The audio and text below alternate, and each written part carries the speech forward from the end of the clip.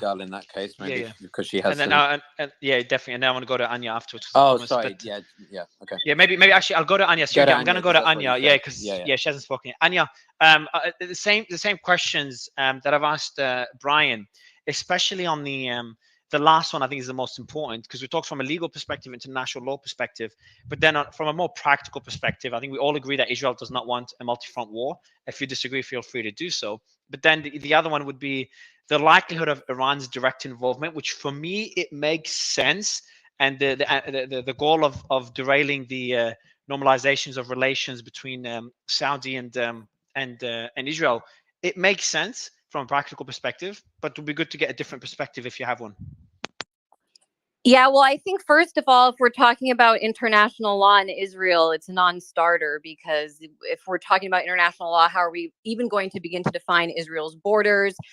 You can't. How are you going to define what the defense minister said this week about cutting off all the food and water, electricity? That is collective punishment, very clearly illegal under international law. And while it's convenient to say that Israel now has the right to strike Syria because of what may or may not be coming out of Syrian territory, the reality is, since the war on Syria began, Israel's been highly involved, funding, supplying material support for terrorist groups in Syria, and bombing the Syrians. I'm sorry, did we have a deal about actually Stop. having some proof before we say stuff? Good. I mean, You know what it is? It's like literally what's happening on this So space what's is the no, what's Anya, happening on this space is like someone speaks from the Israeli side and they get 30 minutes carte blanche to speak. As soon as somebody speaks from the other side, it's like agents are I literally was stopping gonna them within 30 seconds. no, It's so unbelievable. silly. I was gonna let's not inflame the situation further. What I was gonna do is gonna tell Noga to please not interrupt Noga.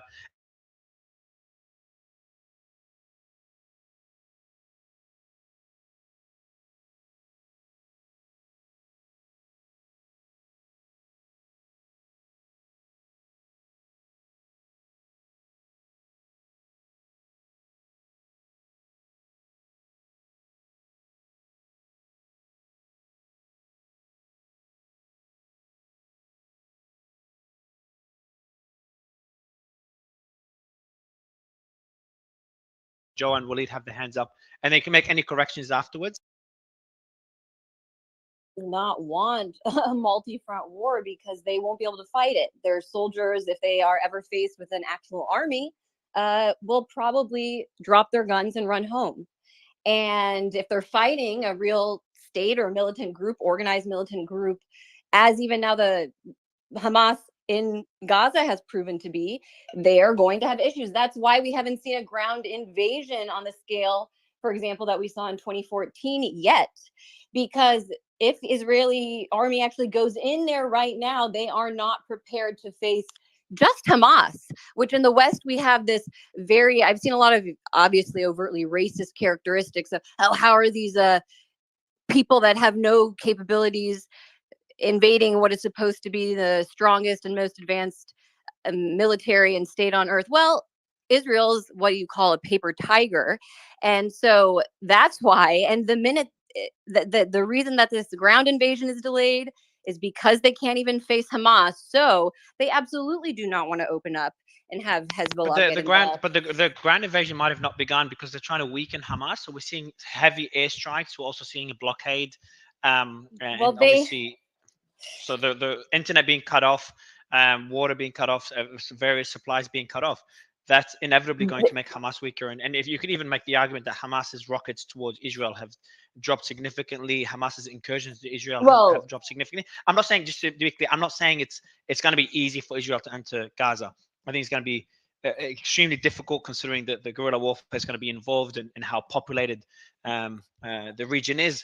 But then, but then my question would be to use how involved do you think Iran is, and what is the likelihood that Hezbollah would also join the war? I know nothing about. I have no sources. When I say I know nothing, I have no sources on these issues. When I talk about other things, for example, what happens in Syria or what I know from my experience in Gaza, I have sources that that I can actually like give you a better idea that it's not just I'm making up speculation. But if you're going to ask me to speculate on something that I don't have any proof of, My hunch is that Hamas would not have conducted such a sophisticated intelligence operation successfully and done it without, I don't know, definitely I don't think Hezbollah would have been out of the loop. I don't know anything further than that. But I think we in the West maybe underestimate the level to which the tide is changing against this entire order that Israel is a part of. And we see it in Ukraine. We saw it with the BRICS summit in Johannesburg, where I just was. We think of Iran as this lone actor in the region, the only force that is there aiding Hamas or aiding the Palestinian resistance against the Israeli occupation. In reality, the entire region, I've spent time in the region, I've spent time in Syria, I've spent time in Lebanon. I mean, you can remove the governments of any of those states from the picture. The people and the region as a whole are completely standing, like have been standing with the Palestinians for years. And the sense is that Israel is going too far. When we talk about Israel, the current Israeli government being the most right-wing in history, this is not about politics the way that we think about it in the West. It's actually about a religious, fanatical ideology where they are seeking to establish a Temple Mount, a Jewish temple. So I want to just chime in there. On the Al-Aqsa Mosque, and the whole. Go. You think Saudi Arabia is going to put up with that in the long Well, run? yeah. So to Go that ahead, point, Piotr. Anya, the couple of things that I thought was of note. I do want to push back on the BRICS thing a little bit, but we maybe could save that for another discussion. Which is that in the past 24 hours that we had another gentleman, I forget who it was, in the space, and Israeli normalization with Saudi seems to be very close. MBS wants to achieve this because then it makes Iran seem quite sort of isolated, at least from some people's perspectives. And in the past few hours, this gentleman told us that the sentiment is beginning to shift. To your point about the a lot of other countries in the region and communities are not comfortable with the response Israel is doing and could well do in its subsequent response into Gaza, and that's changing the calculus of Saudi Arabia. So how do you think things could develop in the short to medium term if depending upon how Israel responds specifically in Gaza? I mean, well, if you get my point.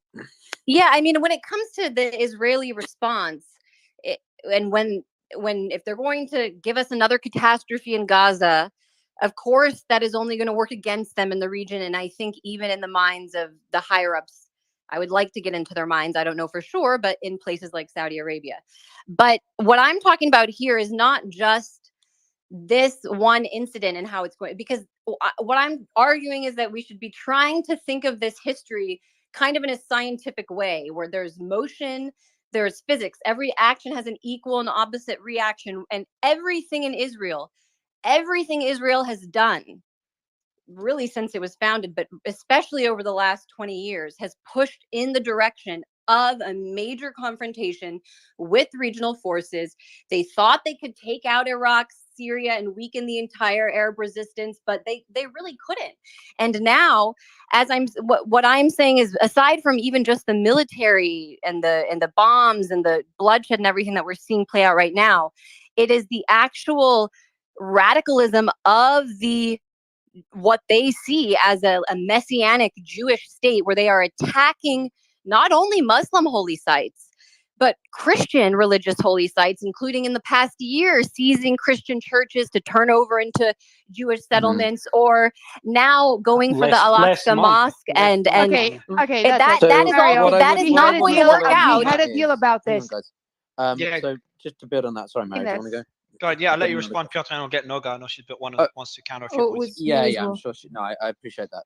No, we'll go to Noga first, Syrian. Yeah, we're going to Noga just to balance. But I as someone, I just want to ask you from a slightly different angle.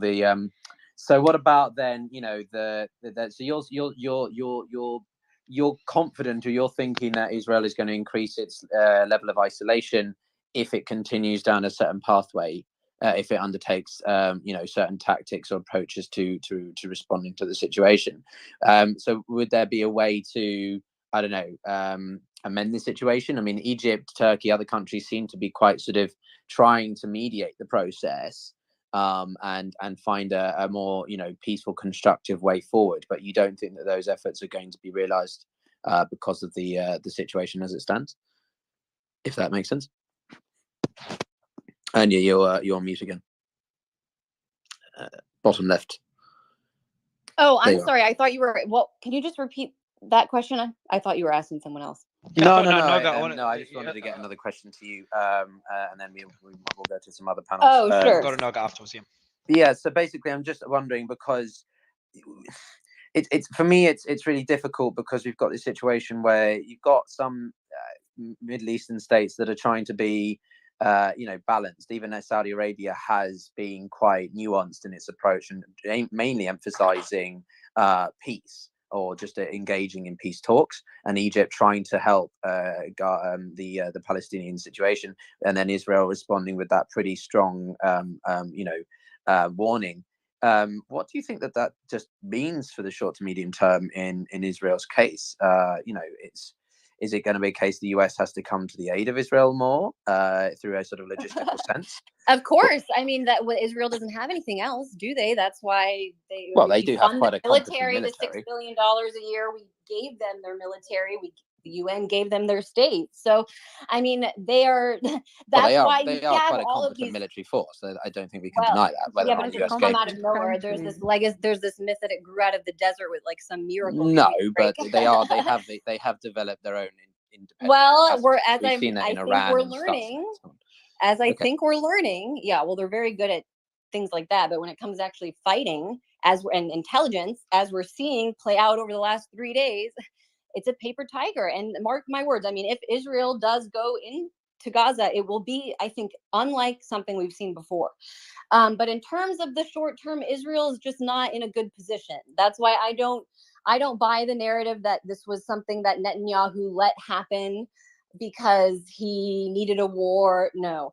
In fact, I have pretty good sources in the region who told me that Netanyahu was panicked, had no idea, was caught off guard. The entire military establishment did not see this coming, and they were begging Biden to come help them, because there's been reports, just to chime in on that point, and then I will pass back to Mario, which is, there was one resource, Israel has refuted this, that Egypt tried to let Netanyahu know that this was coming about 10 days before, and Netanyahu apparently didn't believe this. Again, I'm not saying whether or not, but this is what was reported by some other. Hubris. But that's my point. Egypt's trying to be constructive, and so it's rather confusing, because we're not in 1973. We are in certain ways, but we're not in other ways. So it's. I just was curious for how you see that from a historical comparison. But I'll pass back to Marion. Thank you very much for your response. Yeah, I want to go to Noga just to balance it out. Noga, I know you've heard a lot of statements. You tried to jump in a few times. I'll let you jump in, and then I want to go back to just news on the ground. And Noga, if you can respond to a few points, but then link it back to your thoughts. I've never asked you for this. Your thoughts on Iran's involvement, and whether Iran would want Syria and Hezbollah to get involved. Because if Iran is involved in this attack, and if Iran's goal is to derail the discussions between Saudi and normalization between Saudi and Israel, have they done enough? Could they do more? How far could Iran escalate if Iran is directly involved? Okay. First, I want to mention a point of order. There were discussions upon discussions about the rules of engagement of this space. We were talking about the rule being, I think Suleiman was the one who said it this morning, that the rule was that don't say anything that will be offensive. And everyone agreed, except for me actually, but everyone agreed that saying terrorist is offensive, and it's something that you at the very least have to substantiate. So I don't understand why is it that I am the one that had to correct it, and I really don't understand why everyone jumped down my throat. And it wasn't about trying to stop something. Someone did mention, let me agree with you. Let me agree with you. So anyone did mention terrorists. I missed it because I was looking at the breaking news. But yeah, so we are avoiding any. I didn't hear us a terrorist. So yeah, apologize for that, Noga. Go ahead, continue.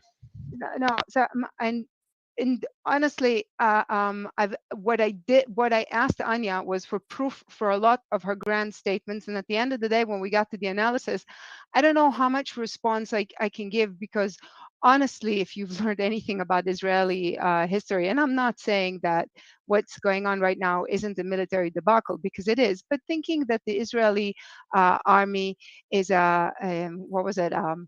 Paper Tiger shows a lack of understanding of the area that honestly I don't see a reason to relate to any of the other points, because it means that Anya on a very basic level knows very little about the area or the way that it functions. And the fact that the Israeli army missed a point, and it's a big point, I'm not saying that it isn't, doesn't mean that Anya's analysis of the military's ability or Israel's importance to the West has any basis in reality whatsoever. And I tried to ask her for any basis for all of her assumptions. And you guys jumped down my throat, and she never bothered to base it. So I'm just going to move on to the question that you asked, which is about Iran. I think Iran is an agent of chaos. I think that they want to destabilize the area because it serves their political purposes in many ways. There's an ongoing debate everywhere that you look about Iran's ability to control its proxy as opposed to or even just direct it, as opposed to just support it and prompt it and allow it to just cause mayhem. I haven't seen anyone who convinced me one way or the other. So even if Iran wants this destabilization, and it's sort of a given that's the situation, it's always very difficult to ascertain whether it can hold back any of its proxies by any other means except for withholding funds. And then there's always the question, if Iran wants that agent to be an agent of chaos, withholding funds just means that it's no longer functioning. I think, and I've made this analysis in a different a space this morning, that this could turn out to be very bad for Iran, especially if the Americans will stay true to their original statement and focus on challenges in the area. That is, if they focus on eradicating Hamas, which is a must at this point, and maybe reducing Hezbollah's strength in the area, then what would actually happen is that some of Iran's more important prongs vis-a-vis Israel will be cut down to size or disappear. And that would mean that you're reducing Iran and its ability to create chaos in the Middle East without actually going directly for someone called wasn't me, but I like the analogy, the snake's head. You can just chop off a few pieces of its tail to hamper its ability to move. And I think a smart strategic move will do that. So you might even see, especially now that Syria is involved, more intense a more intense battle to push back on Iran's proxies in Syria. But it makes no sense for any of the parties that was surprised at this point to try to fix the whole problem, which is something that's a lot harder to do. And it's a lot easier to just weaken Iran's position in the area everywhere. And Iran is not very strong as it is. Also, Iran took a hit because whether it's directly involved or not, there was debate between Western countries, especially the European Union, and whether or not you bring Iran back into the fold. And I think this is going to weigh heavy to the side that is going to see it as more of a threat than its oil or Could it any be? other Could it? interest it No, God, could it? prefers is Could it? actually worse. I have a counterpoint. Could it be? And I've got some breaking news. By the way, what's funny now is that my team is so quick with the breaking news. I just check my. I'm no joke. I'm just checking my posts for breaking news. So if anyone wants to know the breaking news and doesn't want to wait for us to read it, just check the post that the team's putting out on my account. It's pretty impressive. But Noga, my question to you before I read some breaking news is. What about the other side of this? What if Hamas doesn't want the normalization of relations between Saudi and Israel, and maybe Iran was not behind this? I know there's Well, that's one of the it other is possible. biggest theories. I know. Isn't it? I One of the agree. biggest theories. I think that regardless of whether Iran is directing this or not, it's obvious that this does not serve Hamas in any way. I mean, it could very well be that the two things are true at the same time. But I'm saying Hamas will be eradicated at the end of this. So it doesn't really Well, matter who hang on. directed it. But hang on. Are you sure you can say that so categorically? Hamas is but a group of people, but as we've said clearly before, it creates an idea, and an idea is harder to squash. I mean, I'm sure you can appreciate that I appreciate that. policy over ISIS, you know, I and the appreciate ISIS that. idea. Yeah. I But think you could say, sorry, Piotr, you could say ISIS has been quashed as well. Like the ideology is still there, but No, militarily. but that's what I'm saying. That's what I'm saying. Okay. Yeah, yeah. Well, But the so- presence of it is gone, at least in theory. But it as an idea, it still exists very much online because there was no other group like them that was able to leverage social media as well as they did. I think You know. to an extent Hamas has that ability, and I think to an extent Hamas is an extension of the ISIS ideology. But I think the point is also, first of all, that the eradication, one of its strengths in the population comes from its apparent, shall we call them successes? I don't think that it's as successful and it's being portrayed, but let's, for the sake of argument, call it that. If Hamas is no longer successful and it no longer has something to offer, then its hold on, well, and on the local Palestinian population will weaken.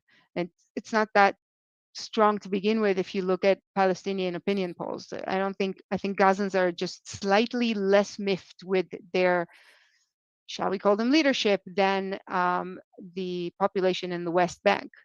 But I also think that there's been a paradigm shift in Israel that we're still figuring it out. I mean, still figuring out how deep the shift is. And I think that's going to affect the ideology's ability to, I don't know if to survive is the right word. It'd be more difficult to propagate this ideology once the immediate threat is addressed, because I think a lot of Israelis in high places are realizing that the ideology was a big part of the problem and it needs to be addressed. We're going to probably see a lot more focus on aid and proper education when this all settles. Let me mention some breaking news because there's a lot of developments that happened in the last 20 minutes. Anyone that's reading them on the tweets, I'll probably be reading something you'd already read. So Hamas put out a statement on Biden's speech. We strongly reject and denounce the inflammatory statements made by US President Joe Biden, which coincided with the continuation and escalation of the barbaric Zionist aggression against our Palestinian people in the Gaza Strip and the rest of our occupied territories. We consider these statements to be an attempt to cover up the criminality and terrorism of the Zionist government that has soaked in the blood of our people, as he did not refer at all in his speech to the massacres committed by Zionist forces against our people in cold blood and in full view of the world. So that was a statement by Hamas in response to Biden's speech. And then we have a breaking. Qatari Foreign Ministry said the Prime Minister and Minister of Foreign Affairs received a call from Guterres, during which they reviewed ways to reduce the escalation. So Guterres, for anyone that doesn't know, is Antonio Guterres, who's the Secretary General of the United Nations. Just quick thought before I continue. I want to get your thoughts, Piotr, on the statement that was just made by Hamas. It's pretty much what you'd expect, isn't it? Piotr, you there? So while Piotr is getting back to his mic, I'm not sure if it's a glitch. So that's the Prime Minister and Minister of Foreign Affairs received a call that I've talked about it just now. Sorry, mate. Did you call me? I was away for a second. I'll read out more breaking news. I'll ask you in a bit. Just on the statement, did you hear the statement that Hamas made? No, I did not. I can go and have a look. Is it I can give my thoughts. I think it's as expected. We've seen similar statements beforehand. No And it's just Biden's statement is as expected, and so is Hamas. General Michael Eric Kurilla states the arrival of these highly capable forces to the region, she's talking about the U.S. region, is a strong signal of deterrence should any actor hostile to Israel consider to try to take advantage of this situation. So that's by General Michael Kurilla, and that's regarding what is it called? It's not a warship. What's the other term? We just only say warship. The U.S. warship. The aircraft carrier that headed. Thanks, Ryan. The aircraft carrier that headed to the region 2 days ago. It's arrived to the region, I think, now. So, and the US has made multiple statements that this is not meant to be escalatory in nature. It's meant to de-escalate and prevent or um, um, uh, just kind of deter other parties from getting involved in the conflict. And I think their main focus is Iran, but mainly Hezbollah, and they've made that pretty explicit. So these are some latest updates. Let me see if there's anything else about the team. There's some footage posted. Netanyahu did say last statement here, this piece of news, I made it clear to President Biden that a strong and long military campaign must be carried out in which Israel wins. So we're going to see a long battle. And I've got a question, and I'm going to ask that question to Michael. Michael, I see a lot of hands up. We'll go to the hands in a bit. But Michael, can you hear me first? Is your mic working before I ask a question? You there? Yeah, I can hear you. Yeah, man. My question to you is: Hezbollah hasn't gotten involved in the war, at least not yet, and hopefully never. But based on that, would you say their opportunity to get involved would have been early on, and the fact they haven't gotten involved, and we're already up to day, I don't know what day it is now. We'll start up Friday. We're up to Wednesday, so what, 5 days now? We're up to day 5, I guess. The fact that they haven't gotten involved could be an indicator that no one else wants to get involved, and that's kind of the end of the aggression towards Israel, that Hamas attack. And now it's just going to be back and forth between Hamas and Israel. Is that a fair statement, Michael, or do you think that they could still get involved if Israel's response in terms of entering Gaza and what happens and how long the war drags on for could end up forcing them to get involved? Yeah, look, from intelligence and counterterrorism perspective, you want to take the advantage and you want to seize initiative. And Hezbollah had the initiative a couple of days ago, right? When the IDF is on their back foot, when Netanyahu is confused and there's, additional internal turmoil over, what happened with the Israeli security services and why things were missed and why they weren't.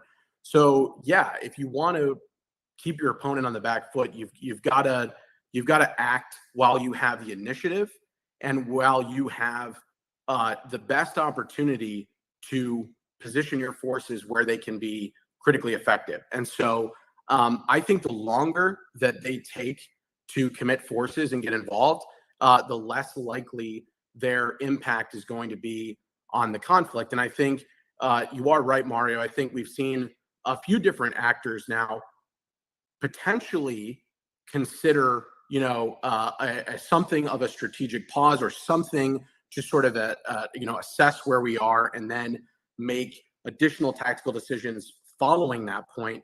But I agree. I think, there were points there over the past few days where, committing more forces would have been very effective. And maybe they still can be, but I think at this point, you lose initiative and you have diminishing returns the longer that you take to act. Yeah, I agree with that statement. I do want to go to. I have a bit of breaking news. The shootings from Syria was supposedly by Hezbollah-related Palestinians. I don't even know how to. It's the PFLP-GC, as I said. Yeah. Okay, tell us more. Yeah, Syria, can you tell us more about them? Are they independent? What's their relations with Hezbollah? Yeah, good relations with Hezbollah, independent Palestinian group, but they are actually also pro the Syrian government, and the Syrian state supports them. So now, thank you for allowing me to speak. I need to answer to what Brian said about 20 minutes ago. I've been waiting to correct him because he stated that the Palestinians are holding civilian hostages and they can only trade soldiers. But the point is that the Israelis are also holding civilian hostages in the prisons, children and women. So what he's saying is it's nonsensical. It's of course you're going to trade prisoners. If the Israelis want to get their people back as soon as possible, they can also release the Palestinian prisoners. Also, Anya made a statement about Syria. She said and Noga actually asked her for sources about this statement, and I can help her with that. She said that the Israeli were helping the terrorists in Syria. Now, I've created a thread of all of the evidence that was asked for to that point, and it is on the Spaces. I put it on the Omni bus, I think it's called. Pinned it at the top. Yep. So we're trying to prevent. All right. So we'll pin it a bit, but then we'll remove it. So we try to keeping. I'm just pinning some things myself just to keep it all objective and not Sure. have I mean, this everyone was flooding it. But go admitted ahead. this has been admitted several times by Israeli officials that they were providing medical aid to Al Nusra Front, which is the Al Qaeda faction in Syria on the Golan Heights. One of the officials' name was Major General Herzi Halvi. His statement was, "We do not want ISIS defeated in Syria because they're in a difficult position." The other statement was by the former Mossad director Ephraim Halvi, who admitted on Al Jazeera to providing medical assistance to Al Qaeda in Syria. We have photographs of the IDF standing around with the Syrian Al Nusra Front on the Golan Heights. Al Nusra Front again being the Al Qaeda groups. So what was said is are you able? Just one thing. Are you able to add links to the screenshots as well, so we know what those are? Because it just looks like articles, but it doesn't say what publication. Yes, one of or them what is outlets. absolutely. I will add it to Thank you the so much. thread. There's the cable. Perfect, There's Al thank you. Jazeera. Yep, there's a lot. So I to see the Al answer your Jazeera one, yep. question now, your question was about the PFLP. Was that correct? I think that last question I asked you is about that group that took responsibility for the attacks from the Syrian territory towards Israel. And you said that's an independent group. They sympathize and support Hamas. I think you said they have a good relationship with the Israeli government. No, I didn't say Sorry, they with the Syrian sympathize and they government. support Hamas. I said that they Oh, my are a bad. Palestinian resistance group. They are okay. So with the Palestinians, there's several resistance groups. Some of them are left-wing secular nationalist groups, and some of them are like Hamas, like they have slightly more religious angle. So PFLP is one of the secular groups. They are they're another Palestinian resistance group. There's no animosity, but it doesn't mean that they are like the same thing. The other thing is that the Syrian state does support them, and they of course are friendly with Hezbollah as well as Hamas. Friendly is the word I would use. Friendly, I appreciate it. Yeah, cool. But it's important to point out that they are independent, so that's what I wanted to be clear. Sure. Sorry, Mario, And just can I yeah. respond to some Yeah, things go ahead, that I'm sorry, I will also apologize. I'm working from my computer because my phone keeps crashing the app, and in the computer you All don't good. We have can the hear you ability to perfectly raise your fine. hand, which is why I'm waving. Okay. Okay. Okay, all good. Sorry. Okay, a couple things. Prisoners in Israel, most, not all, but most of the people who are held in Israel, and definitely children or young adults and women, have been through the criminal system, which means that they were charged with a crime, they were tried, and they were convicted of it. They're not That prisoners. is not. They're not. I have to They're answer. not.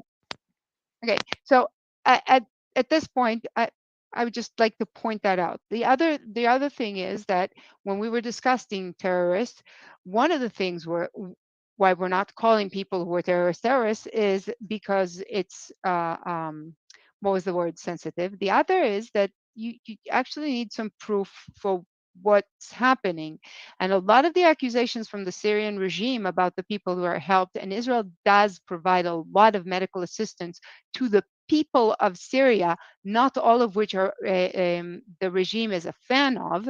You actually have to make a point that we're aiding terrorists, and no, that's actually not true at all. That's fake news. Israel is providing a lot of assistance to a lot of Syrians who are being persecuted by the Syrian regime. But the fact that the Syrian regime accuses them of being terrorists is, well, let's say at the very least, for the purposes of this discussion, equivalent to people complaining about the people Israel calls terrorists. So again, how about we keep it civil? And if we made a rule, then everybody has to abide by it, or I won't either. I mean, you No, I didn't appreciate really. it. You We're gonna mentioned have to terrorists answer like. to one of First the of all, things you that was didn't, because you incorrect. mentioned Sorry, let terrorists me like answer 7 this last times. So hold on, Suleiman. So it's a joke. Syrian girl. So we'll let the panelists kind one of push last thing. back on them. So One last. yeah, Obviously, quickly, Syrian girl. Now I do want to move on. There's some news. Go short ahead. point. No, Please, thank you. a thousand prisoners are held without charge, and this claim that they were arrested and charged and all of this stuff is precedent on the claim that Israel has a right to even have an occupation, which is totally against international law. There's no law that says that Israelis can hold the Palestinians. They are hostages. Okay, so that's Mario, obviously I'm getting going to into a very, very refrain different from. I'm discussion. going to refrain from answering this. Yeah, yeah, yeah. So this I'm going is to refrain from yeah. answering this other No, I'll than let to you say answer. that No, it go. was the. No, I'm not going to answer this. I'm going to refrain because I know you want to move on. I'm going to say it's BS and it requires a lot of proof and move on. Yeah, I do want to move on because we are going down territory that I don't want to go down, at least not for this space. I do want to go back to the just discussions of what's happening on the ground. And I've got Mike, who's been a journalist with us on a regular basis. Mike, how are you? Please tell me it's not glitching. You got to come down and come up. All right, Mike. You mean Michael? Yeah, Mike. Yeah, Mike Kasim. All right, so it's glitching for Mike Kasim. I'll bring him Let's go down to and bring him in. Joe while he's sorting that out. No, I think Yeah, can I I think please Joe will go bring back up to a the same point, Matt? discussion. No, I can hear you now. Matt, Thank you. If it's the same discussion, Joe, then no. But I want to move on from this discussion. Go ahead, Mario. Matt, I think the person that was up before, he's now dropped. Brian brought up a really distinct point, which is in Syria, equal force is allowed to be used. Okay, what's happening, and as you know, I work in communication. What is happening is they continue to say Gaza, right? Gaza will be leveled. The Gazans are evil. The Gazans this. 46 to 56% of the population support Hamas. Who committed this crime is Hamas. It's not what they've done when they blockaded children and women into an area and they're shooting into a fishbowl, right? That's what's happening, right? They are targeting Gazans. They are not targeting Hamas. For the very first time, after calling it out several times, No, Joe, they're targeting Noga has finally said Hamas instead of Gazans. And if you listen to all Israeli officials, they blame Gazans. They do not blame Hamas. And that is a problem. They're trying to change the narrative to turn the West versus all Gazans. And all Gazans are not responsible for the heinous acts that Hamas committed. And that is a problem. So I want John. So I do want John to respond to this. John, go ahead. John Spencer. Yeah, I just want to. I know you're trying to do your best to control that situation. No, I am. Yes, thank you, John. Go ahead. The accusation of indiscriminate firing, right? That's something that it's not provable, right? The IDF says they're engaging Hamas military targets. One side says they're indiscriminately bombing civilians. I think that is not accurate and can't be proven otherwise. You can. You just look at the past. You look at the past 20 years. So but Joe, let's not look at. I'm avoiding exactly that, Joe. I'm avoiding looking at the past. No, I'm avoiding politicizing it. What's happening? No, well, we're talking right now. Is it? Yeah, we're talking right now. So, Joe, if there's someone's past actions, no, you said they're shooting into future actions. Joe, today. Joe.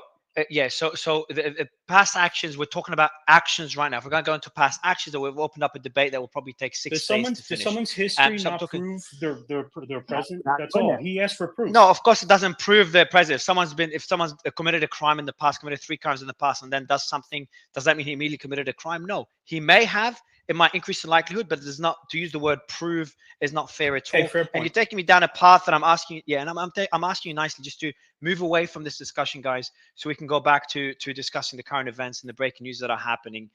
So I'm not sure if your microphone is working, Mike. Yeah, it is. But we do have the Saudi. So I'm just going to read out some news that the team posted in the meantime. The Saudi foreign minister engages in talks with the British counterpart addressing the gravity of the military escalation in Gaza and its vicinity. So it's just discussions between Saudi foreign minister and the British counterpart. It'd be curious if I've got a question. How is Saudi responding to all this? How's the narrative from there? And I know they said that the normalization discussions are on pause from memory. Correct me if I got this wrong. Which would be, that's pretty expected, considering what's happening. But does the panel think that they're dead, or it's just a temporary pause, and once this conflict is over, they'll likely continue? Genuinely curious on that point, and maybe I'll go to Mike. I'm actually going to ask you that question, and probably go to Michael afterwards. That question and maybe updates on your end as well, Mike. Sure, thank you. So yesterday, I think the Saudi government held a meeting for the parliament. If you want, I can look at the talking points and translate them, and I'll send them to you. But I believe it's like, according to what I'm hearing here and there from political analysts on Al Jazeera and other Saudi-owned news channels, I think it will be a temporary pause on the normalization process between Israel and Saudi Arabia. I don't think Saudi Arabia is interested in interfering currently or giving any statements, given the past tensions between them and Iran. And some say that Iran is basically behind this, or we don't have evidence so far. So I don't think Saudi Arabia is interested to take sides. So far, they're just urging both sides on controlling their military and controlling their emotions. I know you wanted to move on, but I wanted to speak about Hezbollah's involvement. I heard some. Yeah. So just an update quickly. The first U.S. ammunition, a first plane carrying U.S. ammunition lands in Israel. That came in about just a couple of minutes ago by War Monitor. So just thought I'd mention that. But go ahead, Mike. Sure. So Hezbollah's involvement, I think it's still early to say that they're not going to make a move or anything. I would say we have to give it to the next 48 hours, like 2 days from today, especially after the Hamas spokesperson said that on Friday he urged all the Muslim communities after the Friday prayer to basically do something or get involved. So we have to wait until then.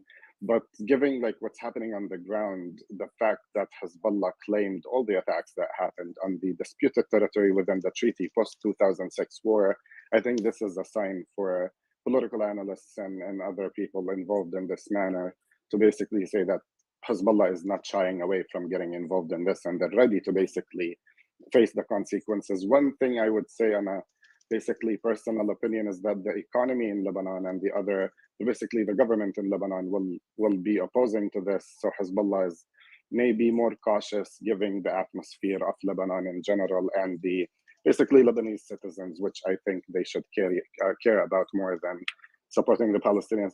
Mario, if you allow me 40 seconds, I just want to fact check something quickly. Somebody mentioned that ISIS and Hamas are basically branches of each other. That's an extraction of ISIS. Just for context, ISIS is a Salafi movement. It's a Salafi Islamic sect where like they believe in Salafism. I don't want to give explanations or definitions just for the matter of like time. So go ahead. I think we weren't, but I think we weren't. Yeah. So Mike, we weren't comparing ISIS and Hamas. I'm not saying we shouldn't. I'm just saying. Oh, sorry. Go ahead. It was Nova. It was Noga. I'm sorry. Noga said they basically are extension of each other's, and I just like. You're talking about the group. Sorry. Yeah. Understand. Yeah. Cool. So I know it's just fact checking. I'm not trying to like debunk. And Mike, yeah. Question to you as well. The group that Syrian Girl was talking about earlier in Syria that took responsibility for the attacks. How independent are they from Iran, Syria, or Hezbollah? I mean, they're allies of Hezbollah, but ideologically wise, they're independent. So they have nothing to do with Islamic beliefs, or they have nothing to do with basically basing their political involvement on biblical beliefs that we belong to that land. They're people who were exiled from the land back in 48. I think most of their ideologies are influenced by, funny enough, Karl Marx. They're more on the communism side of politics. Quickly, I'm sorry, just fact checking. ISIS is Salafi, Hamas is Muslim Brotherhood. They have nothing to do with each other.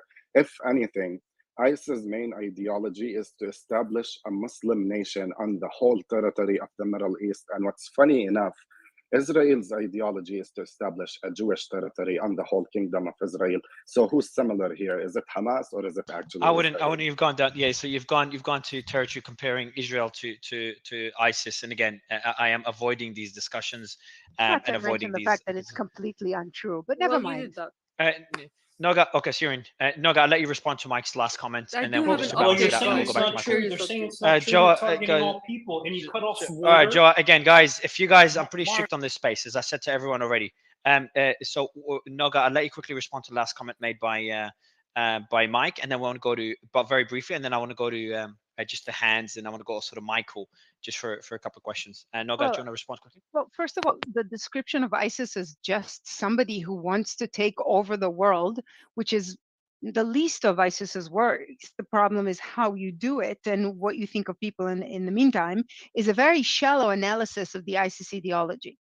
And I would like to remind you that the Hamas Charter specifically calls for the annihilation of Jews in a way that looks like it's been copied from Mein Kampf.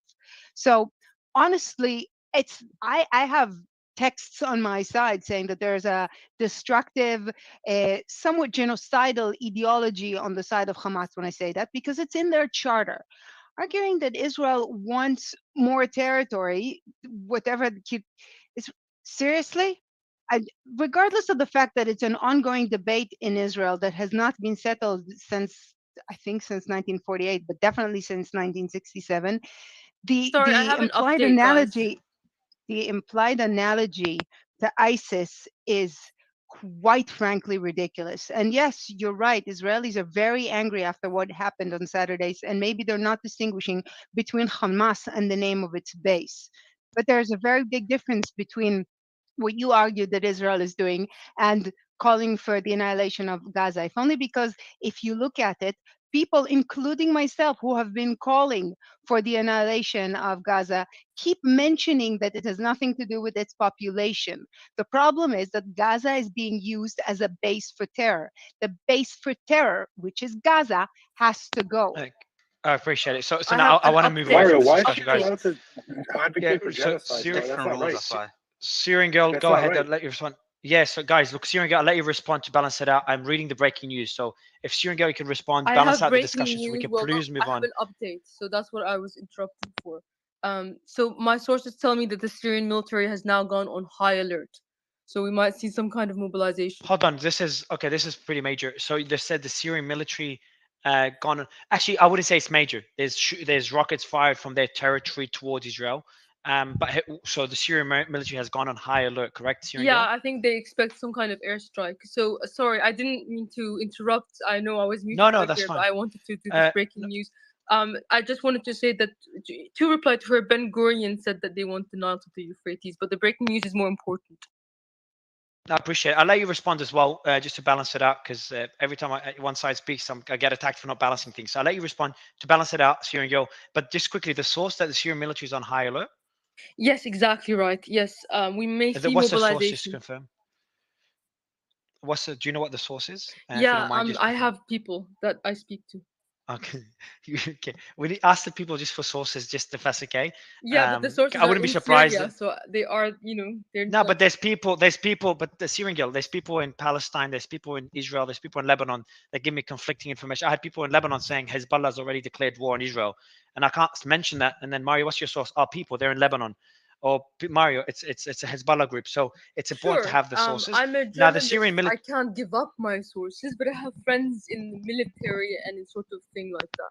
All right, so that's it's not okay. So if you can mention this, if there's a source that's confirmed, like a news outlet that actually mentioned it and put it out, then we can mention it and mention Like what a that news Syrian outlet news is. outlet? Yeah, Syrian news outlet is I fine don't as well. think we would put that on the news. Yes, they would put that on the news. The Syrian military would probably announce that as well. Every time any military is on high alert, that announce that pretty publicly. It actually helps the army become more. It helps with deterrence. It's a good idea to do that. Yeah, I don't being on think high we do alert, it yeah, that exactly. way. Sorry, guys. Yes, the Syrian military does do it that way. They've been on high alert multiple times before Syrian go, and it's very normal for them to deter either Israeli responses to escalate or to deter further attacks from their territory. But I do want to, Ryan, I want to give you the mic to kind of balance out the last point made, but also move on to the discussion just to breaking news, please. Yes, definitely. So first of all, I disavow anything that says calling for genocide of anywhere because we don't. There's human beings there, so I just want to disavow that. But I'll move on. Yeah, not sure if that was called.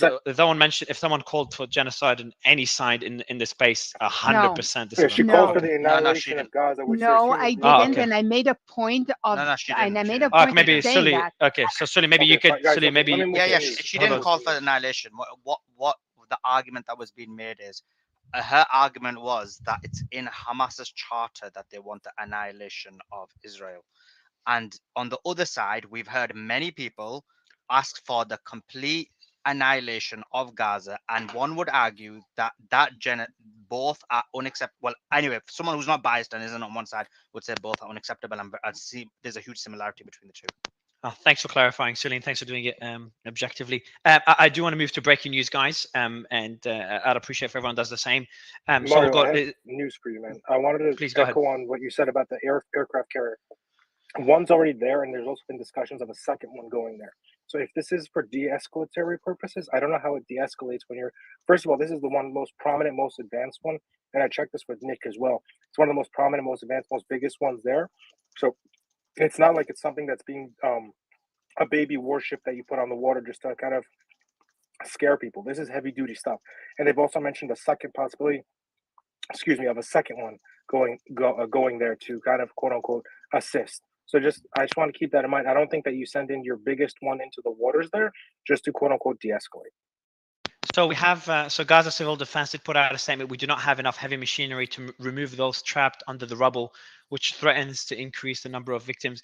This is something I've always thought of. I remember thinking a lot about it during the Turkish earthquake, which I think we covered here. And just seeing those videos of people, like imagine there's an earthquake or an airstrike, whatever it is, just more of a general statement, and then the building falls and then you're stuck under the rubble. And it is sitting there waiting under the rubble. If you have claustrophobia, it must be freaking out now, but it's just such a heartbreaking feeling. And we do have the Israeli army says the arrival of the first plane carrying advanced American weapon. Okay, that's we've reported that already. There's more outlets reporting that. We have, okay, Hezbollah showing now live video of them targeting an Israeli tank earlier today. That's from Hadi. Okay, so that's relatively common. Just to be clear, and there was a marketing video or propaganda video, whatever you want to call it, by Hezbollah. It's just more of like a recruitment video, or by Hezbollah that was posted yesterday. I didn't post it on. We didn't have time to post it on our channel, but it just is pretty poorly made, so I don't think it's worth There's posting. Been an update as well for the high alert. There's now news out. Now the news has come out to support that. It's on Al Masdar. Perfect. So I'll perfect. Yeah, and again, as I said, I'm perfect. I appreciate it. What's the source? Actually, I'll add you in our back channel so you can actually share it with Al you. I've just Masdar. added. It's a pro-government news. Cool. Can you post it? I've just pinged you on WhatsApp. If you could put it there, that would be great. And the team is there, so they can post it, verify and post it as well. But I appreciate it. And again, I'm not surprised. I said earlier, wouldn't be surprised for them to declare red alert or high alert for the Syrian army. We do have Hadi as well that will come up and give us an update from Lebanon and an update on the Hezbollah front, which has been pretty quiet other than that video that was posted. Correct, Hadi? Yeah. Hey, Mario. I just didn't quite listen. The last part was muted. That's all good. I was just saying that there's been pretty quiet on the Lebanese Israeli front, other than that video posted by Hezbollah. Oh, it's not really escalation, but as you said, video posted of them targeting an Israeli tank. Is that correct? Yeah, that's correct. They usually post the video of their operations hours after it, and they just did that on their official TV channel. It's called Al Manar, and that's the video you're going to post right now. Cool. So we have so if you can put it in our group, that would be good, and I'll post it on the channel as well. I do want to go to Shane. Do you have any updates on the ground? I know you're working with a group of Israelis. So I actually have an update here on the ground. This is actually in the last 30 minutes. So I don't know if it's even broken into mainstream news yet, but I know that there was a group of Israeli civilians in a bomb shelter, about 30, and were basically smoked out with grenades, and all 30 are now dead. That's a voice note I just got from a friend in Israel. As soon as there's a news source to confirm, I'm sorry, right now?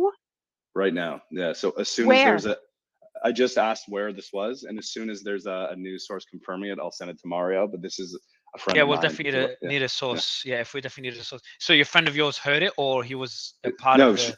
a friend of mine is at the hospital right now and sent me the voice note. He was the only person to survive. So okay. Your friend of yours was impacted by this event? Yeah. I actually have a voice note here too from them, but I'll wait for it to be confirmed. It'll be confirmed very soon anyways, and I'll send that right away. But pretty horrible. I've just sent you through a link. If you could join that link, I know we've been talking on Instagram DMs, so if you can check your Instagram DM and click on the link. And I just found the location. It was near the party on the kibbutz. There was a bomb shelter that they were hiding in. So I'll send that over. Okay. Again, our thoughts go to your friend, and obviously. I'm sorry. They were there for 4 days. Looks like it. That's the information I'm receiving right now. Yes. So when did the event of them getting smoked out? Did that happen at the? It happened in the first of attack. It happened in a lot of kibbutzim during the first attack. People were hiding in their bomb shelters, which are harder to penetrate. So what the infiltrators did was to burn the house down so that people will get out, and then they murdered them. That's why we have so many burned bodies. Are you guys taking like messages from people on the ground, or this is news? Because this is so we take messages from the ground, but we do mention it, as Shane said, that this hasn't been confirmed. But I know Shane well. This will be confirmed. Yeah. So I know Shane well, so it's not someone I just met on Twitter. But again, I'm not posting it, and we are clarifying it is not unverified, so it's not 100% confirmed. Similar to with what Syrian said, the Syrian girl said was unverified from one of the people, and then she verified it afterwards with a source. So we're trying to be as careful as possible. But I appreciate that, Shane. And again, your thoughts go. Is your friend okay? Yeah, the friend made it to the hospital and is being treated. And they're so do you know whether this is, again, I know you've already answered it from Raga, but this is an attack now, or that was prior in the first attack? I'm not sure if it was right now or we're just learning about it right now. That's what I'm trying to get clarity on. But she's only gone to hospital now, correct? Yes, correct. Okay. I appreciate that update. Do just jump in, unmute and jump in whenever you have further updates on this. Yeah, and I'm going to send you some stuff right now. Yeah. Yeah, I appreciate it. I'll give you my WhatsApp number so we could talk on there. It's the only way to reach me directly. And then you could share that with me, and I'll have the team look into it as well. Chief, I'll bring you up in a bit. Amir, anything on the Iranian side? Anything in the media? Anything? Any statements? On the Iranian side, there were just a couple of talks between Iranian foreign minister and some other parties. Actually, Can I ask you a question? I'll ask you more specific. Sorry, Amir. A specific question.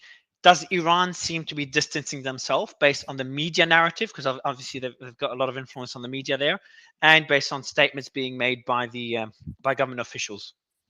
Well, that's a great question. Actually, I don't know if you remember, but yesterday on the space, there was I told something about Ayatollah Khamenei actually publicly speaking, and that fortunately happened today, and he delivered a clear message that we are not involved in this, and we don't want this to get worse. And that was very specific from Iran. That kind of, I think, if you want to look at it very smart, is that Iran is happy with the damage that is done to Israel. They don't want it to get worse. And I think Iran and the US are on the same side on this. Both parties do not want to get directly involved in this.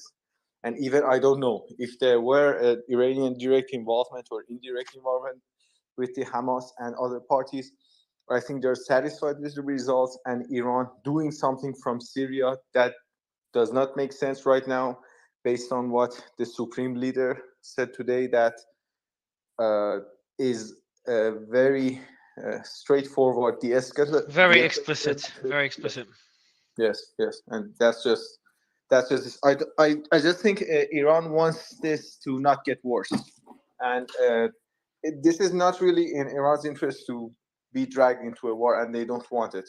Some people were just maybe speculating that if he's just calling it to be some bigger jihad, some bigger war, but he just called it off like water on fire. I appreciate that.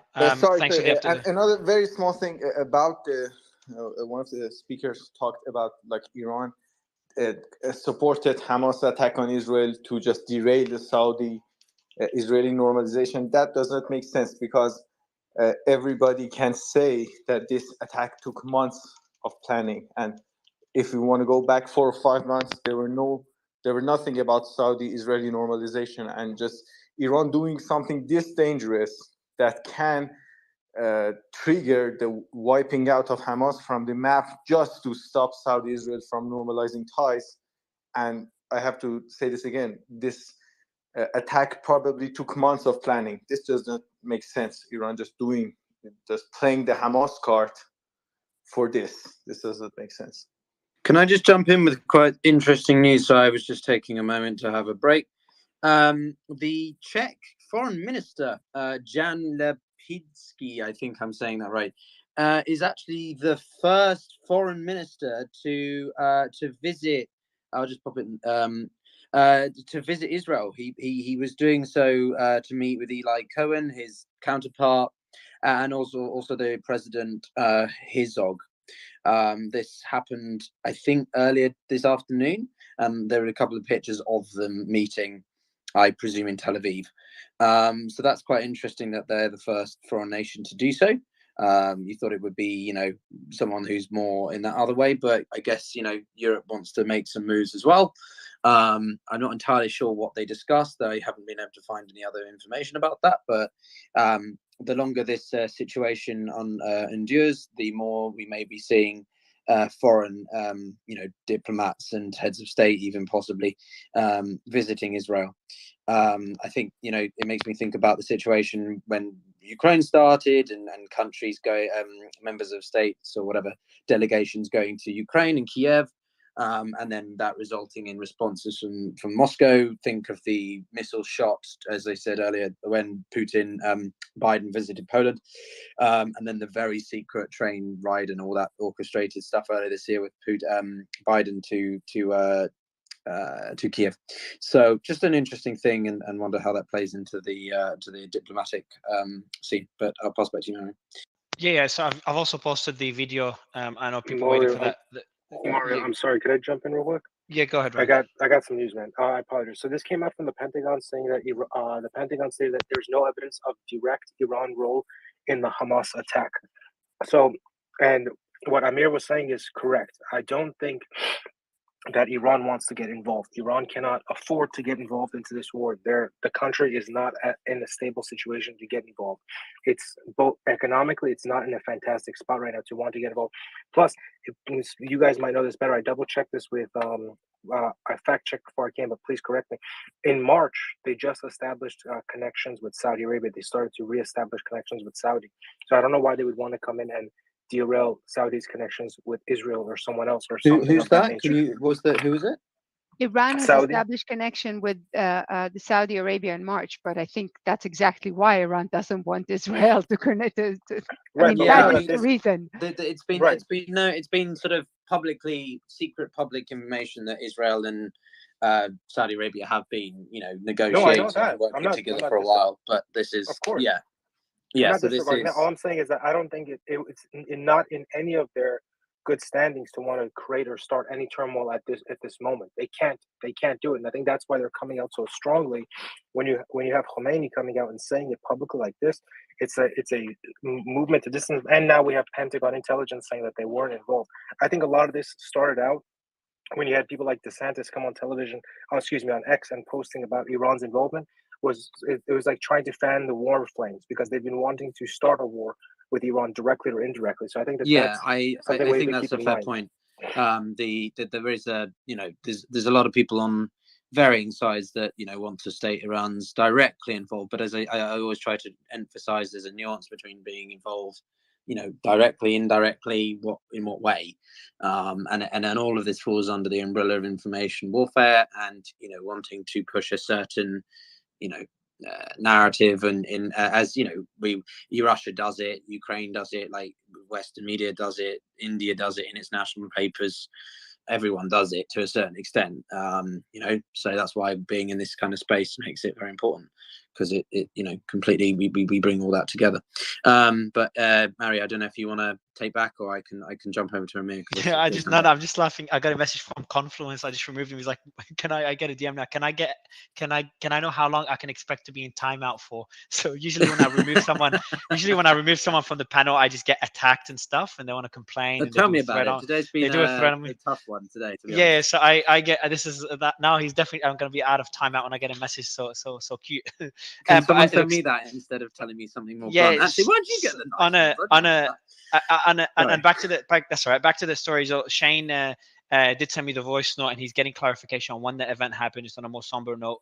And he's getting more clarity. I did hear the information, and it is heartbreaking, Shane. So I wish you go with your friend and her. Yeah, I heard about that. I didn't have anything I could really say. I'm really just sorry. Just got more context. So I just wanted to whenever someone on stage comes and shares such an experience, we just want to really highlight it, and highlights the suffering. We've had people on both sides talk about similar sufferings to their friends, family, or themselves. Let's go back. Small bit of breaking news. Yes. Hezbollah is advertising shooting a tank. They're advertising the movie of the moment that, I'm sorry, I read this wrong. The movie of Hezbollah's attack on the Israeli. It's not a tank. It's an armored vehicle. In Avivim is now online. I'm sorry, I thought it was a new one. It's just there's a one. There's exactly. It's a footage. Yeah. So I've got I've pinned it at the top for anyone that wants to see it. Just Hezbollah put out a video of them attacking the troop carrier on the border with Lebanon. So that happened. Hadi's the one that sent it, so thank you, Hadi. Hadi, I don't know how you get things so early, but he sent it through, and I've just posted it above. I should probably have credit. I'll give you credit there. But no, don't worry about it. It's fine. Appreciate Hadi. Intel, how are you? Intel. I'm doing very well. Thank you for bringing me onto the space. I will make this really quick. But I believe that it's not a matter of if the United States and Iran get involved, but it's a matter of when. The IDF spokesperson earlier had said that if they get to a point of fighting on several fronts, the U.S. aircraft carrier and vessels will assist in defense and attack in support of Israel. So it doesn't matter if it's 2 people or 3 people that get involved, like I'm talking about Syria or Hezbollah. If another force, in addition to their already attack on Palestine, comes into the fray, then the IDF spokesperson is saying that the U.S. aircraft carrier and vessels will assist.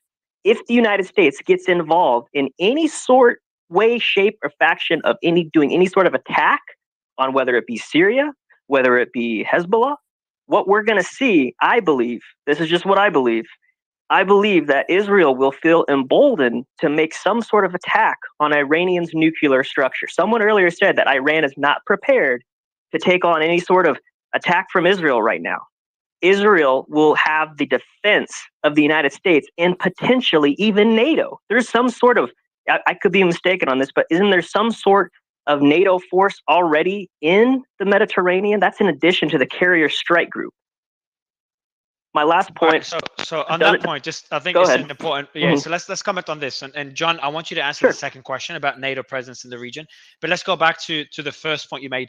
Yes. So the US did explicitly say, and Israel highlighted it as well, the US will get involved if Israel is facing, if Hezbollah, I think it's a direct warning to Hezbollah. Maybe there's been other warnings, but the one I remember is that they've said if Hezbollah attacks Israel, they will get involved. And I think that was through back channels when we first read it, and then it became more and more explicit as time went by. Now, the question, though, is, because you said it's not a matter of if, it's a matter of when for Iran and the US. But what we know is that the other players don't want to get involved. So Israel doesn't want a multi-front war. But it seems Iran is distancing himself in Iran. Like, I'm really happy with the statement that Amir mentioned. And Amir, if you can send me through that statement via WhatsApp. I know it's from earlier, but I really want to make a post highlighting how important that is. This is a Khamenei saying we don't want to escalate this. I'm sending you my WhatsApp now.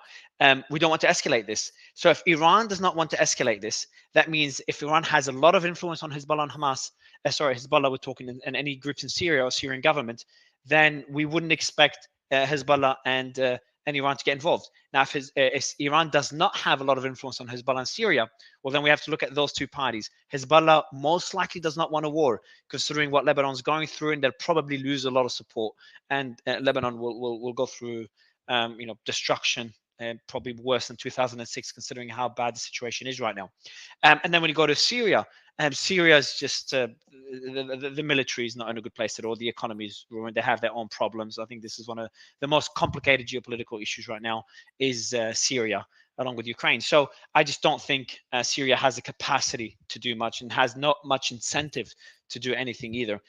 So I think based on all, if we look at this based on all angles, I don't think Intel that any of them will get involved. That's my 2 cents, unless you disagree, Intel, and then we'll get John to comment on your NATO point afterwards. But I don't think any of them will get involved, Intel. What do you think? Do you disagree?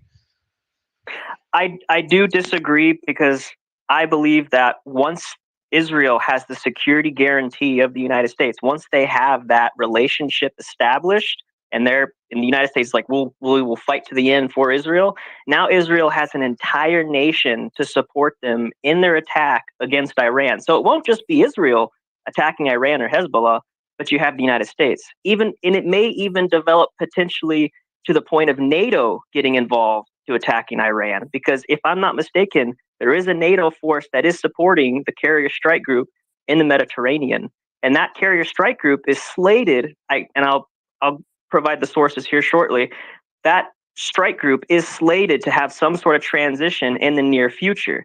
So if there is another carrier strike group that comes into the Mediterranean to relieve them, then in that area, you're going to have carrier strike groups.